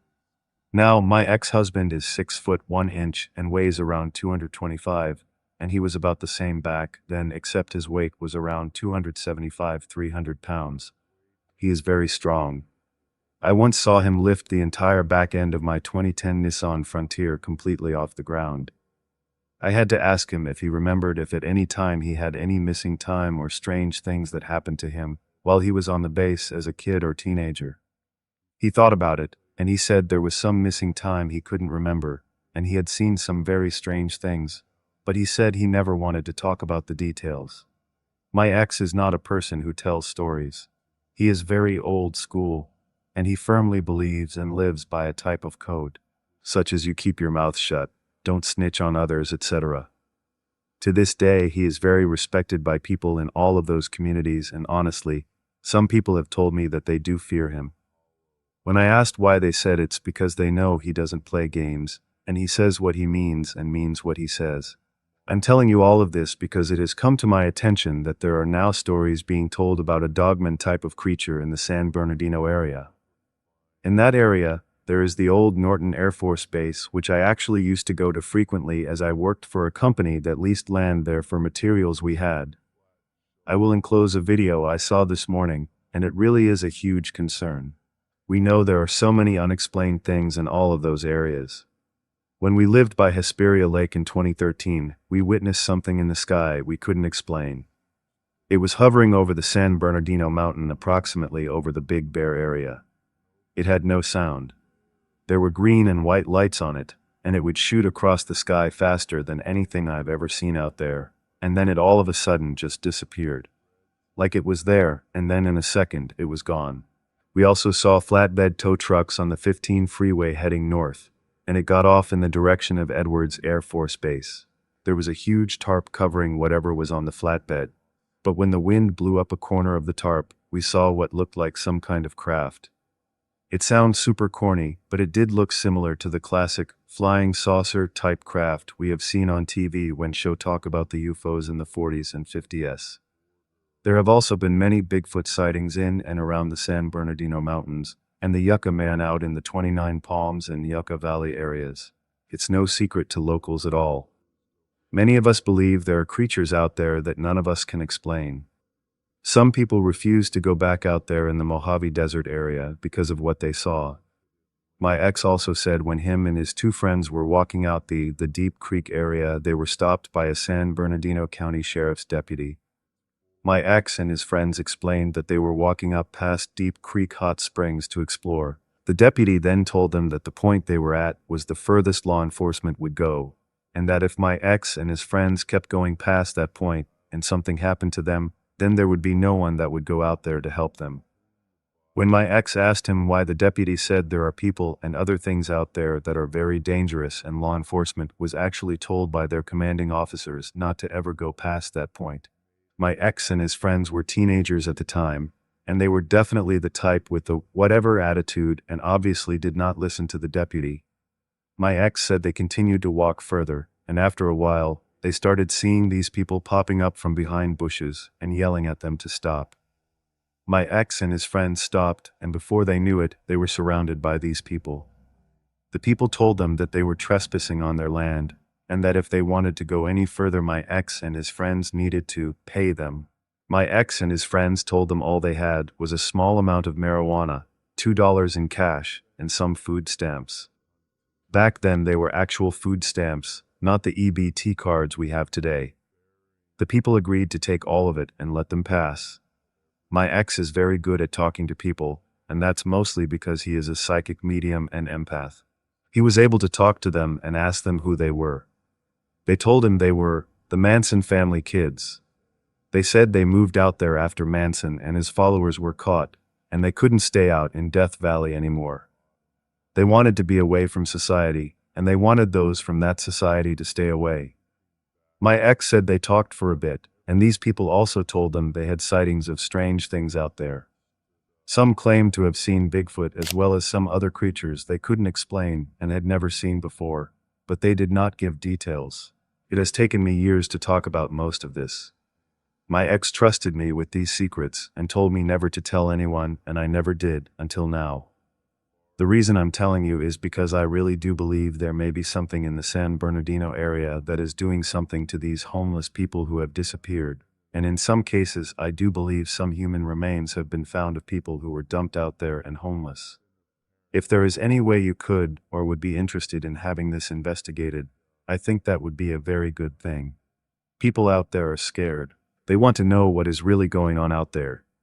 We used to take long drives out there within the area of the 15 freeway to the west, take the 138 east, and make a big loop around that whole area into the Hesperia Lake area. With my ex and I both being psychic mediums and empaths, we always felt a sense that we were being watched out there, and it was definitely not a place we would drive through at night. The other thing we experienced was we lived in a very active house. I say active because there were things that happened in our house that we were so crazy, and there was no explanation we could come up with at all for any of it. We asked the landlord after my ex, my son, and my daughter all had experiences with seeing a big man in overalls in our hallway by my son's room, which scared him so bad he refused to go down the hallway, and he stayed and slept in our den, which was on the complete opposite side of the house. Our landlord was very devout Catholic, and we were kind of worried about asking her, but we finally did. She said every tenant she has had in that house has told her about paranormal things that happened to them there. She said the tenant before us had passed away from cancer in the den, and when she described him, she described the same man that my son said he saw standing by his room in the hallway. He always asked us if he could have a fire in the fireplace, even in the middle of summer when it was between 9100 outside. My ex asked him why in the world he would want a fire, and my son said it helped him feel safe and made the man in the overalls stay away from him. My daughter also had an experience when she stayed in the back bedroom across the hall from us, which was my son's bedroom. One night she came and woke me up around 3 a.m. saying her back was stinging. I lifted up her nightgown and 3 large scratches were raised up off her skin like welts going down the middle of her back from the back of her neck all the way down to about 3 inches above her waist. I immediately took her into my bathroom to get better lighting, and I swear these scratches looked like claw marks. I had her sleep with me the rest of the night, and the next morning we moved all of her things into the front bedroom where she felt safer, and so did I. Another thing that happened was we had a roommate who we found out was taking drugs. We asked her to move, and she refused. We were saving up money to evict her, and one night I jokingly said, "If there are any spirits here, how about helping us get her out of our house?" Later that day, I was in my daughter's room on my computer, and I kept getting the feeling I needed to watch my roommate who was in the kitchen making chili. So I watched her put the pan on the stove with her right hand, and she had the open can of chili in her left hand. All of a sudden, it looked like something had slapped her hand, and the can of chili went flying over the stove and bar area into the den, and she came running into the room screaming at me. "Did you just see that?" She was terrified. I looked at her and said, "Yes, I told you there are spirits here, and maybe they don't like you being here." That next morning, her 16-year-old son came to me saying when he was sleeping the night the chili thing happened. He was woken up when it felt like someone was sitting on his chest, and the blankets were being shoved under his whole body, kinda like in a way to keep him from moving. They were staying in my son's old room where most of the paranormal activity happened. They started moving out that morning, and we never saw them or talked to them again. We did have a paranormal team come in and investigate the house. We have a lot of evidence. Apes, video of a spot in the middle of my bedroom where it looked like hundreds of orbs were shooting out of this one area, and they were moving in a zigzag direction and just everywhere. I had no windows open and the air conditioner was off. No one was in the room when this happened. My ex and my daughter had told me they had been seeing a little girl who was dressed like she was Nellie Olson in the old Little House on the Prairie TV show. She even had the tight ringlets in her hair.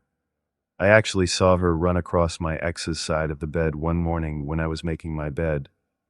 When we got the EPs back, one of the investigators was sitting on my bed and said, "Are you looking for your mommy or daddy?" We all clearly heard a little girl's voice say, "Dada." In another EVA from the den area, we heard the investigators yelling profanity at the spirits, and daring them to do things. Then we heard what sounded like a little girl running across the laminate floor in the kitchen crying. After that, we asked the investigators to leave because we did not want anyone provoking anything that was in our house. We literally had to fight to get the evidence they collected, because the leader was so mad we ended their investigation that she told me there was no evidence and there was nothing in our house. A short time later, 2 team members contacted me and said they left the paranormal group due to the leaders lying to us, and they had evidence they collected themselves. They came to my house, and we all listened to the EVPs and watched the videos together.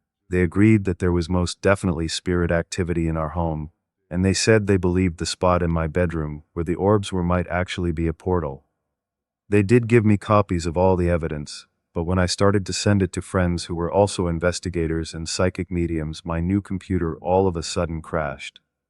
I took it be repaired, and the guy asked me what I did before it crashed. I told him nothing, I was just sending emails like I normally do. He said the inside of my computer was completely fried, and there was no way he was able to retrieve anything from that computer. When I got on another computer to get into the email, I used my entire email account was gone. Like someone just deleted the whole thing. I did back up some of the EVPs on another laptop I had, and when I went to check that laptop, all of the evidence was gone. I had someone who knew computers see if he could get the evidence back somehow, and he never could. My mom used to work for Dell, Compaq, which was then bought out by HP, and then she worked for Weil Computers, and she couldn't find the evidence on that laptop either. I don't normally tell people these stories because I got tired of being called a liar and being called crazy. We know what we experienced, and we saw the little girl in other places we moved to for years. I had 2 psychics who didn't know us and didn't know each other tell me that the little girl was my ex's daughter in a past life, and she still follows him because she thinks he is her dad. They both said her name was Victoria. There was even one night when my ex and I had a fight, and he was in the den while I was in my bedroom so that both of us could cool off. I woke up the next morning and my ex was sitting on the couch with this blank look on his face. I was still mad at him for the fight, but I asked him what happened because I could feel something was not right. He said the night before, after the fight, in the middle of the night, he came to bed. Our bed was one of those big beds that was high off the floor. He said after he got into bed, he was facing away from me and facing the side of the bed, and it felt like someone took their fist and came down like a hammer on his cheek. He said he jumped up and looked over at me because he thought I punched him. He said I was asleep, and there was no way I could have even reached over to punch him in that way, because I am only 5 tall, and I would not have been able to reach over him to hit in the position he was hit. I walked over to him and looked at his face, and he did have a big red mark, but I didn't tell him that. I asked him where the punch happened on his face, and he pointed to the red mark. I then told him there was a red mark there, and he went to look in the mirror. I know this all sounds so crazy, but this is our life. We both still have experiences we can't explain, and always have since we were children. I rarely have someone to share these things with who doesn't think I'm completely badass HT crazy lol. Thank you for all that you do, because you really have made me feel like I'm not insane, and you have helped me learn a lot about all different things. I appreciate that so much. I don't expect anything to come out of this email, but if you ever do get any reports about things happening in the San Bernardino area, I would love to hear about it on your show. I do believe these people are seeing something out there that is definitely a danger to people in that area, and I do think people in high places do know what these things are. Thank you again for everything and for your time reading this.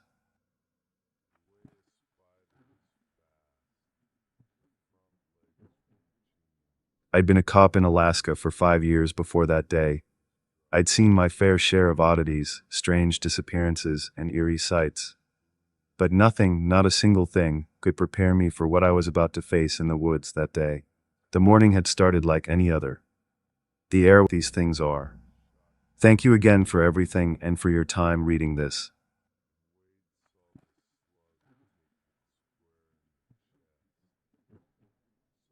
I'd been a cop in Alaska for 5 years before that day. I'd seen my fair share of oddities, strange disappearances, and eerie sights. But nothing, not a single thing, could prepare me for what I was about to face in the woods that day. The morning had started like any other. The air was crisp, the ground still a little wet from the previous night's rain. I was working a shift in a remote part of the state, handling routine calls, responding to traffic accidents, and checking in on hunters who had gone a little too far off the grid.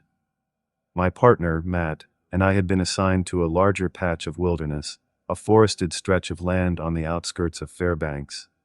It was beautiful country, too beautiful for most people, actually. Most tourists were wary of the place, afraid of getting lost or encountering something they didn't understand. But to those of us who lived here, it was just part of the job. We'd been called out to a campsite disturbance, a camper who was shouting about something chasing him. Typical stuff. We'd had people freaking out over moose, wolves, even bears. I wasn't worried. Matt and I had seen it all before. But when we arrived at the site, the air felt wrong. Matt and I exchanged a quick glance as we approached the camper's tent.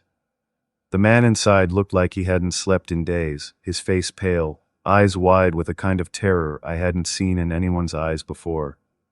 His hands shook as he pointed toward the tree line. He said he'd been attacked. They were. Watching me. They've been watching me all night, he stammered, voice cracking. He told us there had been movement in the trees, large shapes moving between the trunks, just out of sight. Big figures. 2 of them. Bigger than any man. I tried to calm him down, but the panic in his voice was contagious. The hairs on the back of my neck started to rise. Matt crouched down next to him, asking more questions. I couldn't shake the feeling that something wasn't right. We decided to check it out. Matt and I grabbed our flashlights and rifles. I made a quick mental note of the wind direction. If we were tracking something large, I didn't want it sneaking up behind us. As we moved deeper into the trees, I heard it crunching, snapping, something heavy moving through the underbrush. We weren't alone. I signaled to Matt, and we spread out, trying to cover more ground. Every instinct screamed at me to turn back. This wasn't just another wild animal. This was something different. Something bigger. A branch cracked loudly behind me, and I spun around, gun raised. But there was nothing there. Just trees. The woods had gone unnervingly quiet. No chirping birds, no rustling leaves. Just the sound of our boots crunching on the damp forest floor. Something had shifted, a presence that didn't belong. My pulse was racing, and my mind was spinning through possibilities: bears, moose, even a wolf pack. But none of that fit what we were feeling. It wasn't just fear, it was a sense of being hunted, a feeling that settled deep in my chest, like a heavy weight I couldn't shake. I signaled to Matt to stay close as we continued into the dense trees, the air growing colder the deeper we went. I could see my breath now, a cloud of vapor in the frigid air. I should have told Matt to head back. I should have called for backup, but there was something about the whole situation that didn't sit right. The camper's story was too specific, too insistent. I wasn't the kind of cop to let my gut feelings cloud my judgment, but this was different. This felt wrong. Something was watching us, something massive, something intelligent. We both knew it. Think it's just a bear? Matt asked in a low voice, his eyes scanning the shadows. I shook my head. No. Bears don't move like this. It's too deliberate. We moved forward, following the broken branches and disturbed ground. The forest seemed to close in around us, the trees towering like silent sentinels, their limbs twisting toward each other, blocking out the weak light. It felt like we were walking into something ancient, something alive. Then, without warning, Matt froze. His eyes widened, his face paling as he slowly raised a hand. I turned, following his gaze, and that's when I saw it. At first, it was just a blur, a shadow between the trees. But as it moved closer, it became clear. A massive figure, covered in dark hair, its movements strangely fluid for something so large. It was walking on 2 legs, its head high above the underbrush, and it was looking straight at us. My heart skipped a beat. Is that a man? Matt whispered, though we both knew the answer before I even spoke. No, I muttered, barely able to breathe. That's no man. The creature stopped. It was as if it had sensed us, its head tilting in curiosity, the eyes gleaming with a primal intelligence. It didn't move toward us, but it didn't back away either.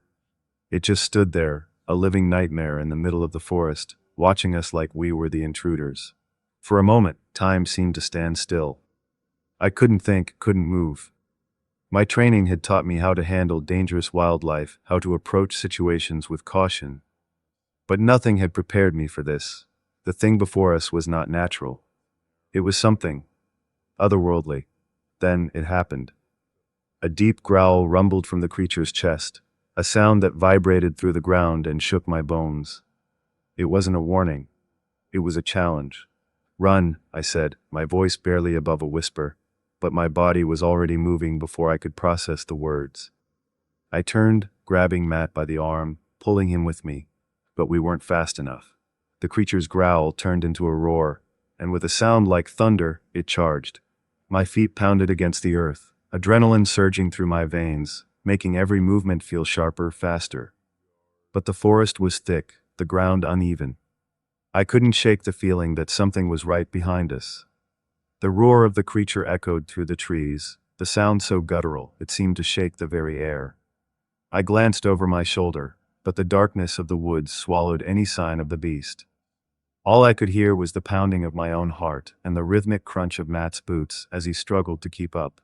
"Don't stop, Matt," I yelled, but I wasn't sure he could even hear me over the chaos. My breath was coming in ragged gasps, the cold air burning in my lungs. The tree branches swayed in the wind, and I couldn't help but wonder, was this some kind of sick joke? Was I hallucinating? This couldn't be real. I had to be losing it. But when the ground beneath my feet shifted, and a massive shadow appeared through the trees, I knew. It was real, and it was gaining on us. I stumbled, the roots of the trees catching my boots. I caught myself on a nearby trunk, but Matt wasn't so lucky. I turned in time to see him trip and fall hard, his body slamming against the dirt. He let out a pained grunt, but he didn't stop moving. I rushed to help him, pulling him up by the arm. "Keep going," I shouted, panic creeping into my voice. We had to get out of the woods. We had to make it back to the truck. But as I helped Matt to his feet, I saw it again, a massive figure, its form emerging from the shadows like something out of a nightmare. The creature was close now, close enough for me to see the details: its wide shoulders, its matted fur, the eerie yellow eyes locked onto us with an intensity that made my blood run cold. I could feel the tension in the air, thick and suffocating. I could taste the fear on my tongue. It was like every instinct I had was telling me to run, to flee, to get as far away as possible. But we were trapped. The creature had us cornered. "Matt, we need to move now," I barked, adrenaline flooding my system. But Matt was frozen, staring at the creature in awe and terror, his mouth opening and closing like a fish out of water. I grabbed his arm, yanking him toward the direction we had come from. The creature was still there, just standing, watching, waiting. It didn't make a move to attack, but the silence was deafening. The weight of its gaze was unbearable. It was as if it knew exactly what we were thinking, like it was savoring our fear. The woods seemed to stretch on forever, the trail back to the truck suddenly feeling miles away. I could hear Matt's breathing fast, shallow. He was terrified, and so was I. I wasn't sure how much longer I could keep this up. We needed to find a way out, but every time I thought I heard something behind us, my heart would skip a beat.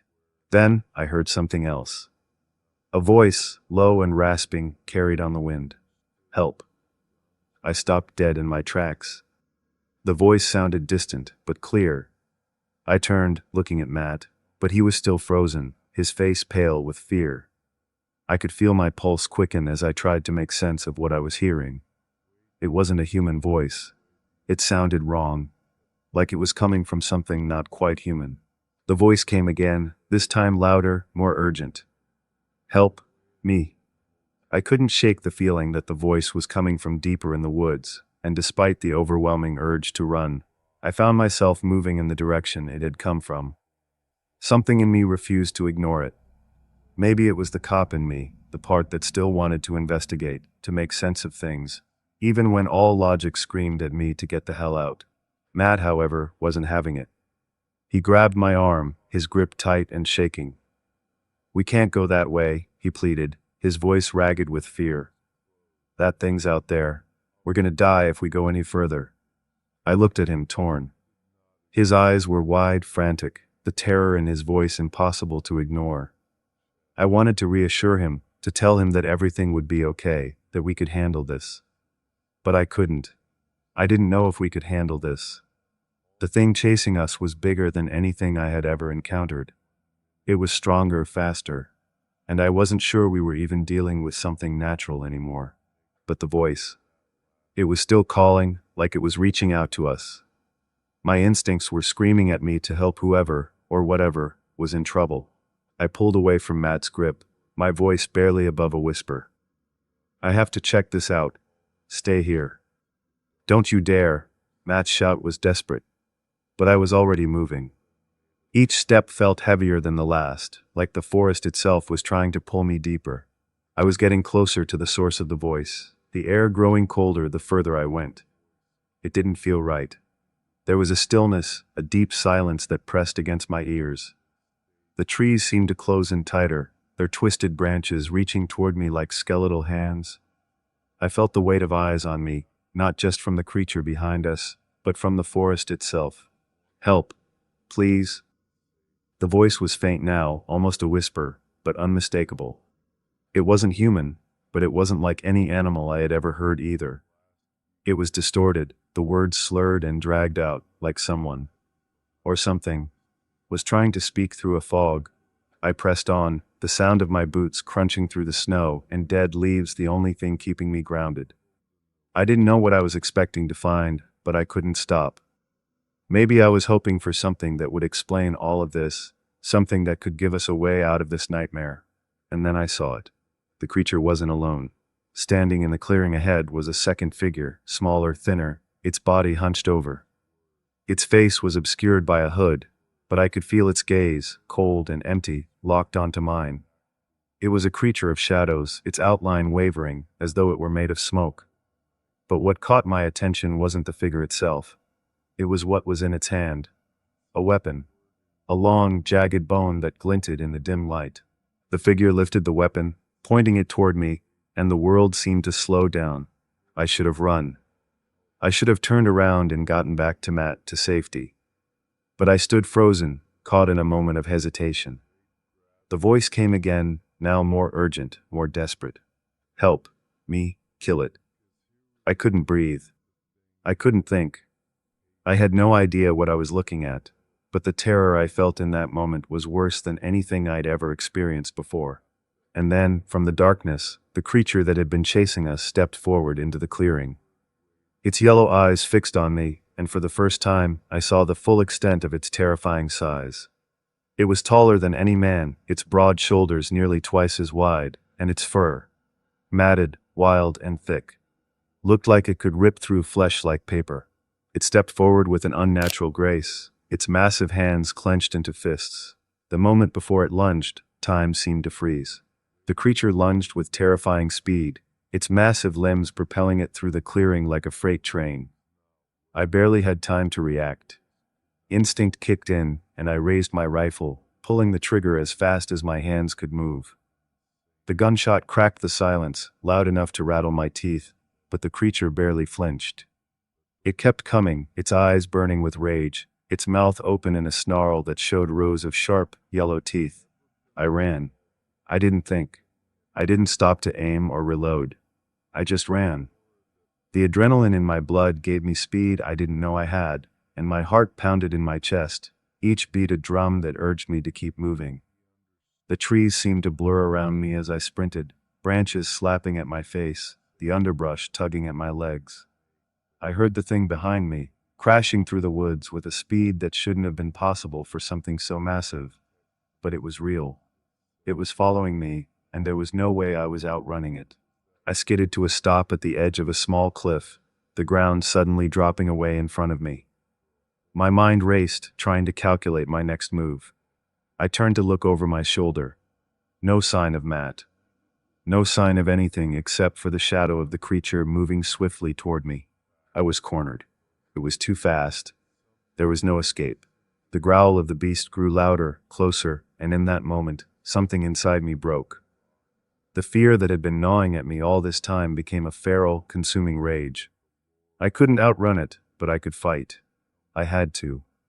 The rifle in my hands felt like it weighed a ton, but I gripped it tightly, a sense of purpose flooding my chest. And then I saw it. The smaller figure. What I could only describe as a shadow of the first creature, was standing at the edge of the clearing, holding that jagged bone weapon. It didn't move. It didn't seem to care that the beast was bearing down on me, but there was something else in the air. A crackling, almost magnetic energy that made the hair on the back of my neck stand up. The creature behind me stopped suddenly. Its eyes locked onto the smaller figure, and for a moment, everything was still. What the hell was going on? The smaller creature raised the bone weapon, its face still hidden beneath the hood. It didn't speak, but I could feel the power emanating from it, like some ancient force stirring in the air between us. Then, as quickly as it had stopped, the creature that had been chasing me roared in fury and turned back toward me. I didn't wait. I aimed and fired again, but the shot didn't have the same effect as before. The creature seemed to absorb it, its body shifting unnaturally, like the bullets couldn't touch it.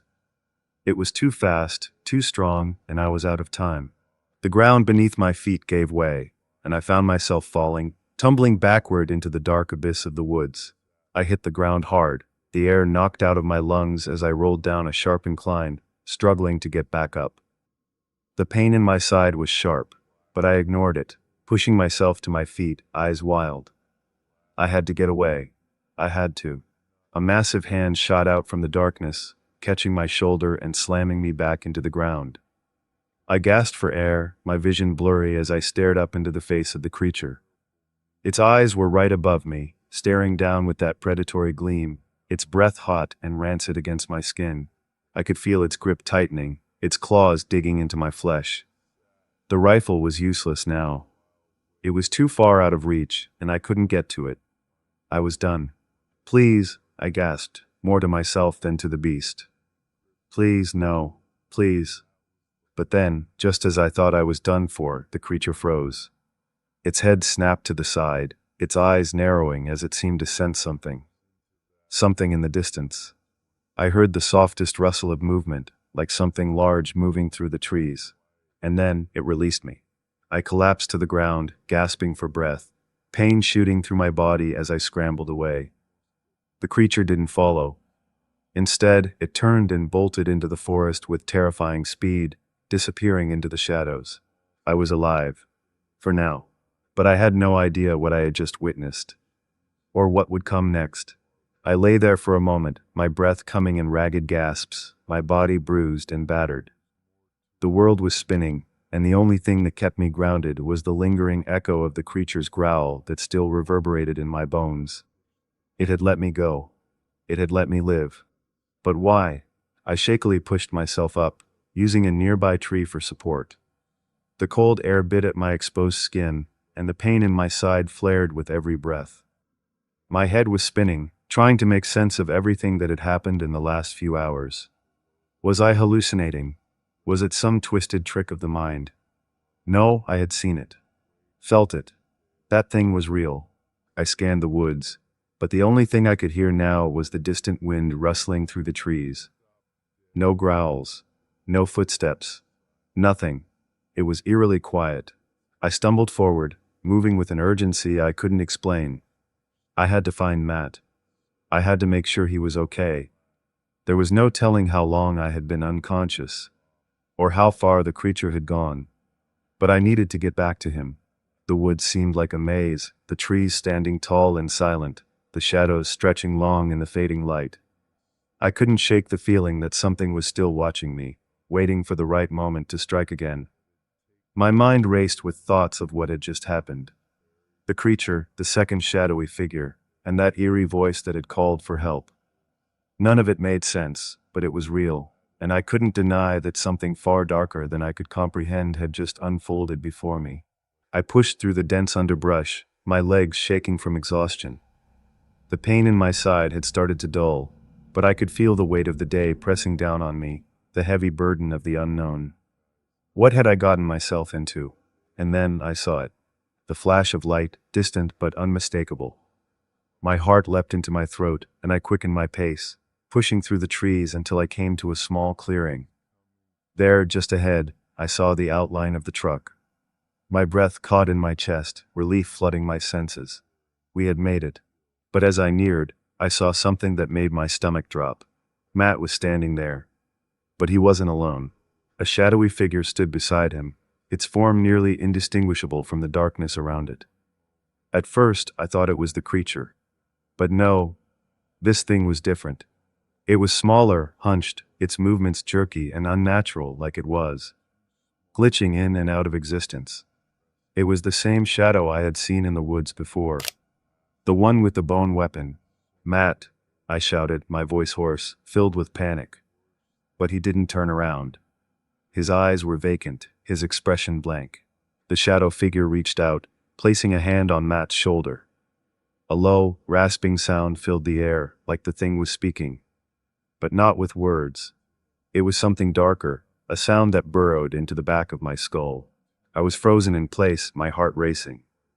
What had happened to Matt? Why wasn't he moving? I needed to act. I had no choice. I reached for my gun, but my hands were shaking so violently I almost couldn't hold it. My mind was a whirlwind, every instinct telling me to flee, to run away and never look back. But I couldn't. I couldn't leave Matt.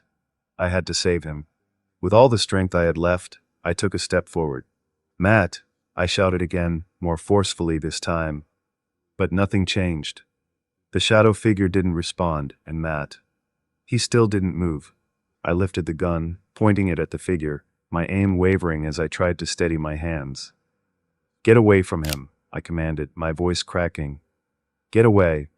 The figure turned toward me, its eyes glowing faintly in the darkness. There was no expression on its face. Just a void, an emptiness that made me feel smaller than I had ever felt in my life. Then, without warning, the thing took a step toward me. I fired. The shot rang out, louder than any other, breaking the stillness of the night.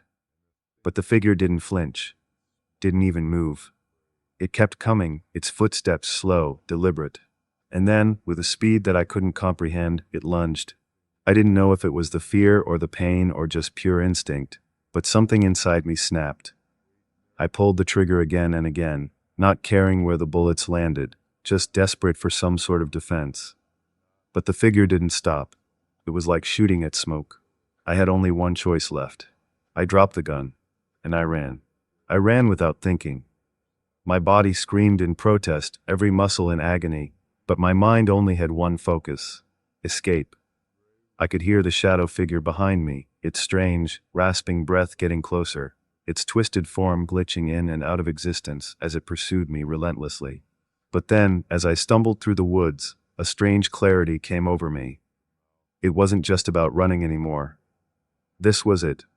I wasn't going to be hunted. I wasn't going to be consumed by this dark force that had followed me for so long. I had to fight back. I skidded to a halt at the base of a large, gnarled tree, its twisted roots offering a brief moment of shelter. My hands were shaking as I pulled my knife from its sheath. The weapon felt absurdly small against the terror that chased me, but it was the only thing I had left. "Matt!" I shouted, my voice hoarse. He was still standing by the truck, still under the shadow figure's influence. I needed him back. I couldn't fight this thing alone.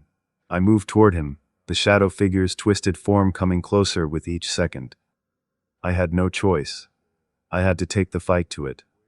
There was a strange surge of power, something primal, something ancient that felt almost like the land itself was whispering to me, urging me to act. The figure lunged at me again, and this time I was ready. I ducked under its attack, its cold, ethereal claws swiping just inches from my face. I rolled to the side, my knife held tight in my hand, and I slashed across its form. The blade didn't bite into flesh. There was nothing to slice through. Instead, the knife passed through it like cutting through smoke, but the figure let out a loud shriek. I felt a surge of hope, a momentary flicker of realization. This thing, whatever it was, wasn't invincible. It could be hurt. It could be stopped. I lashed out again, this time aiming for the thing's chest. If it even had a chest. My knife connected with a burst of energy, and for a moment, the figure faltered, its body flickering like a broken television screen. I didn't hesitate. I pressed the attack. The shadow screeched again, its voice now unmistakably full of rage. It swiped at me, its claws tearing through the air. but I dodged and retaliated with another strike. Each blow seemed to cause the figure more instability, and I began to realize that every attack, every strike, was tearing it apart, unraveling it. The more I fought, the weaker it became. Then, in one final desperate move, I lunged, plunging my knife into the heart of its dark form. The figure let out an ear-splitting wail, and for the briefest of moments, its body seemed to implode into itself, like a collapsing star. The air shimmered with energy as the creature twisted and writhed, its form flickering violently. With a final, shrill cry, the shadow figure shattered into nothingness. Silence. I stood there, panting, the weight of what had just happened sinking in. The night had returned to its eerie quiet, the forest no longer oppressive or threatening. The weight that had pressed on my chest for so long was gone. I turned to Matt. He was still standing by the truck, but now his eyes were clear. He blinked, confusion passing over his face as he looked around, disoriented. "Mike," he said, his voice tentative, like he wasn't sure what had happened or where he was. I approached slowly, my heart still pounding in my chest.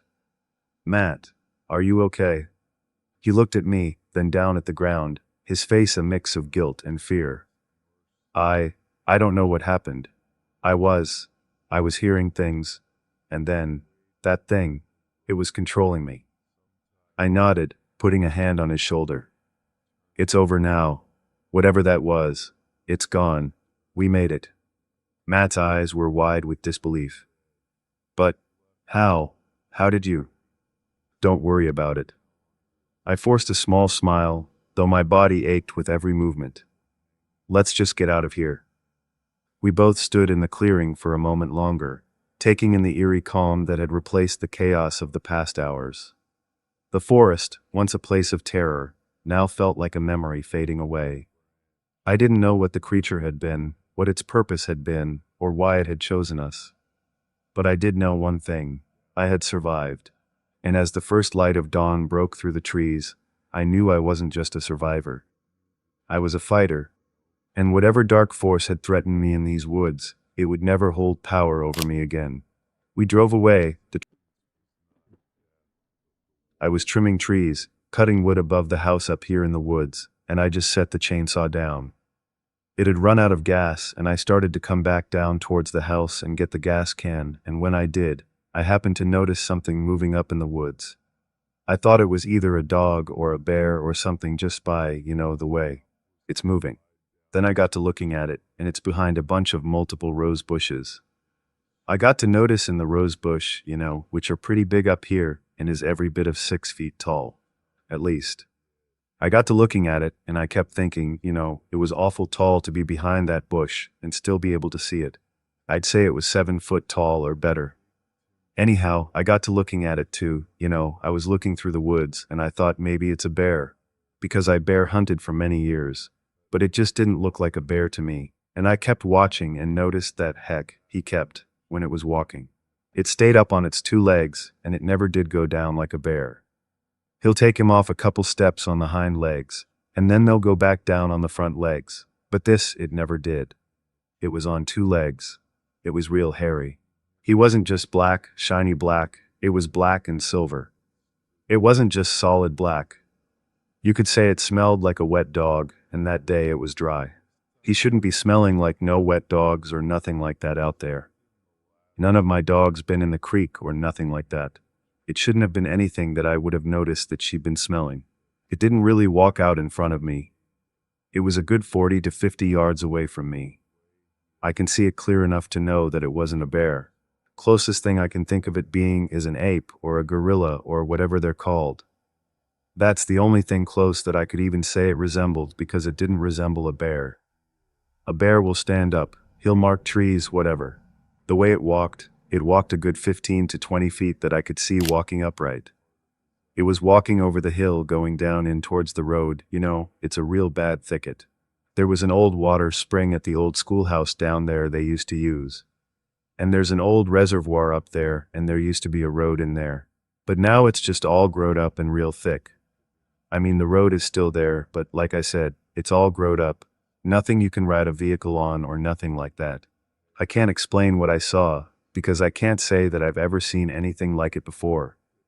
I feel like an idiot even mentioning it. You keep your mouth shut. You know you hear there are a lot of old-timers around here saw panthers and swear up and down they seen panthers. They say there is no possible way that there are panthers in this area. It resembled a man. I didn't get out of there. I looked and just kept thinking, did I see what I thought I saw? You'll see bear here. You'll see deer, turkey, and everything right here in this yard. But I ain't ever seen nothing like that. Really, it don't bother me that bad because if it's been here long, and I ain't ever heard anybody else talk about it, or never heard anybody say anything about it. I've heard of odd sounds, howling, but then then again we've got coyotes. Stray dogs running around, so you never really know. I could see it run through the thicket, and like I said, I could see it a good ways. It was him behind the rose bushes, but I do know it never did go down on its front legs. So I know it wasn't a bear. It was pretty much walking on two legs, this thing. It walked every bit of 20 yards, and it never did. It looked my way, but I can't say it looked at me. I mean, I'm not sure because I was trying to make sense of what I was seeing. I believe there's something out there we don't know exactly. I can't say that I know that's what it is, but I do know it wasn't a bear. I hunted and everything else, and it wasn't. Never seen anything like that around here or anywhere.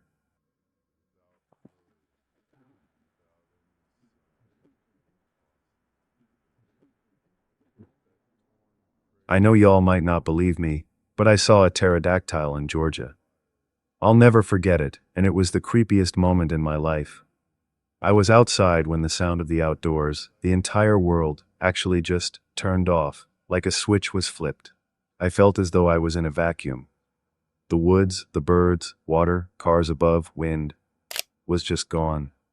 I felt weightless, as if I was barely being held down by gravity, and I saw this prehistoric bird fly above, then dip and fly in the other direction. I knew exactly what it was, and it seemed to glide with absolutely no effort or lift, yaw, whatever in the hell makes something fly. Then snap, everything turned back on. The water, locust, wind, traffic, sounds of life. I believed that I was in a different age for a few brief moments.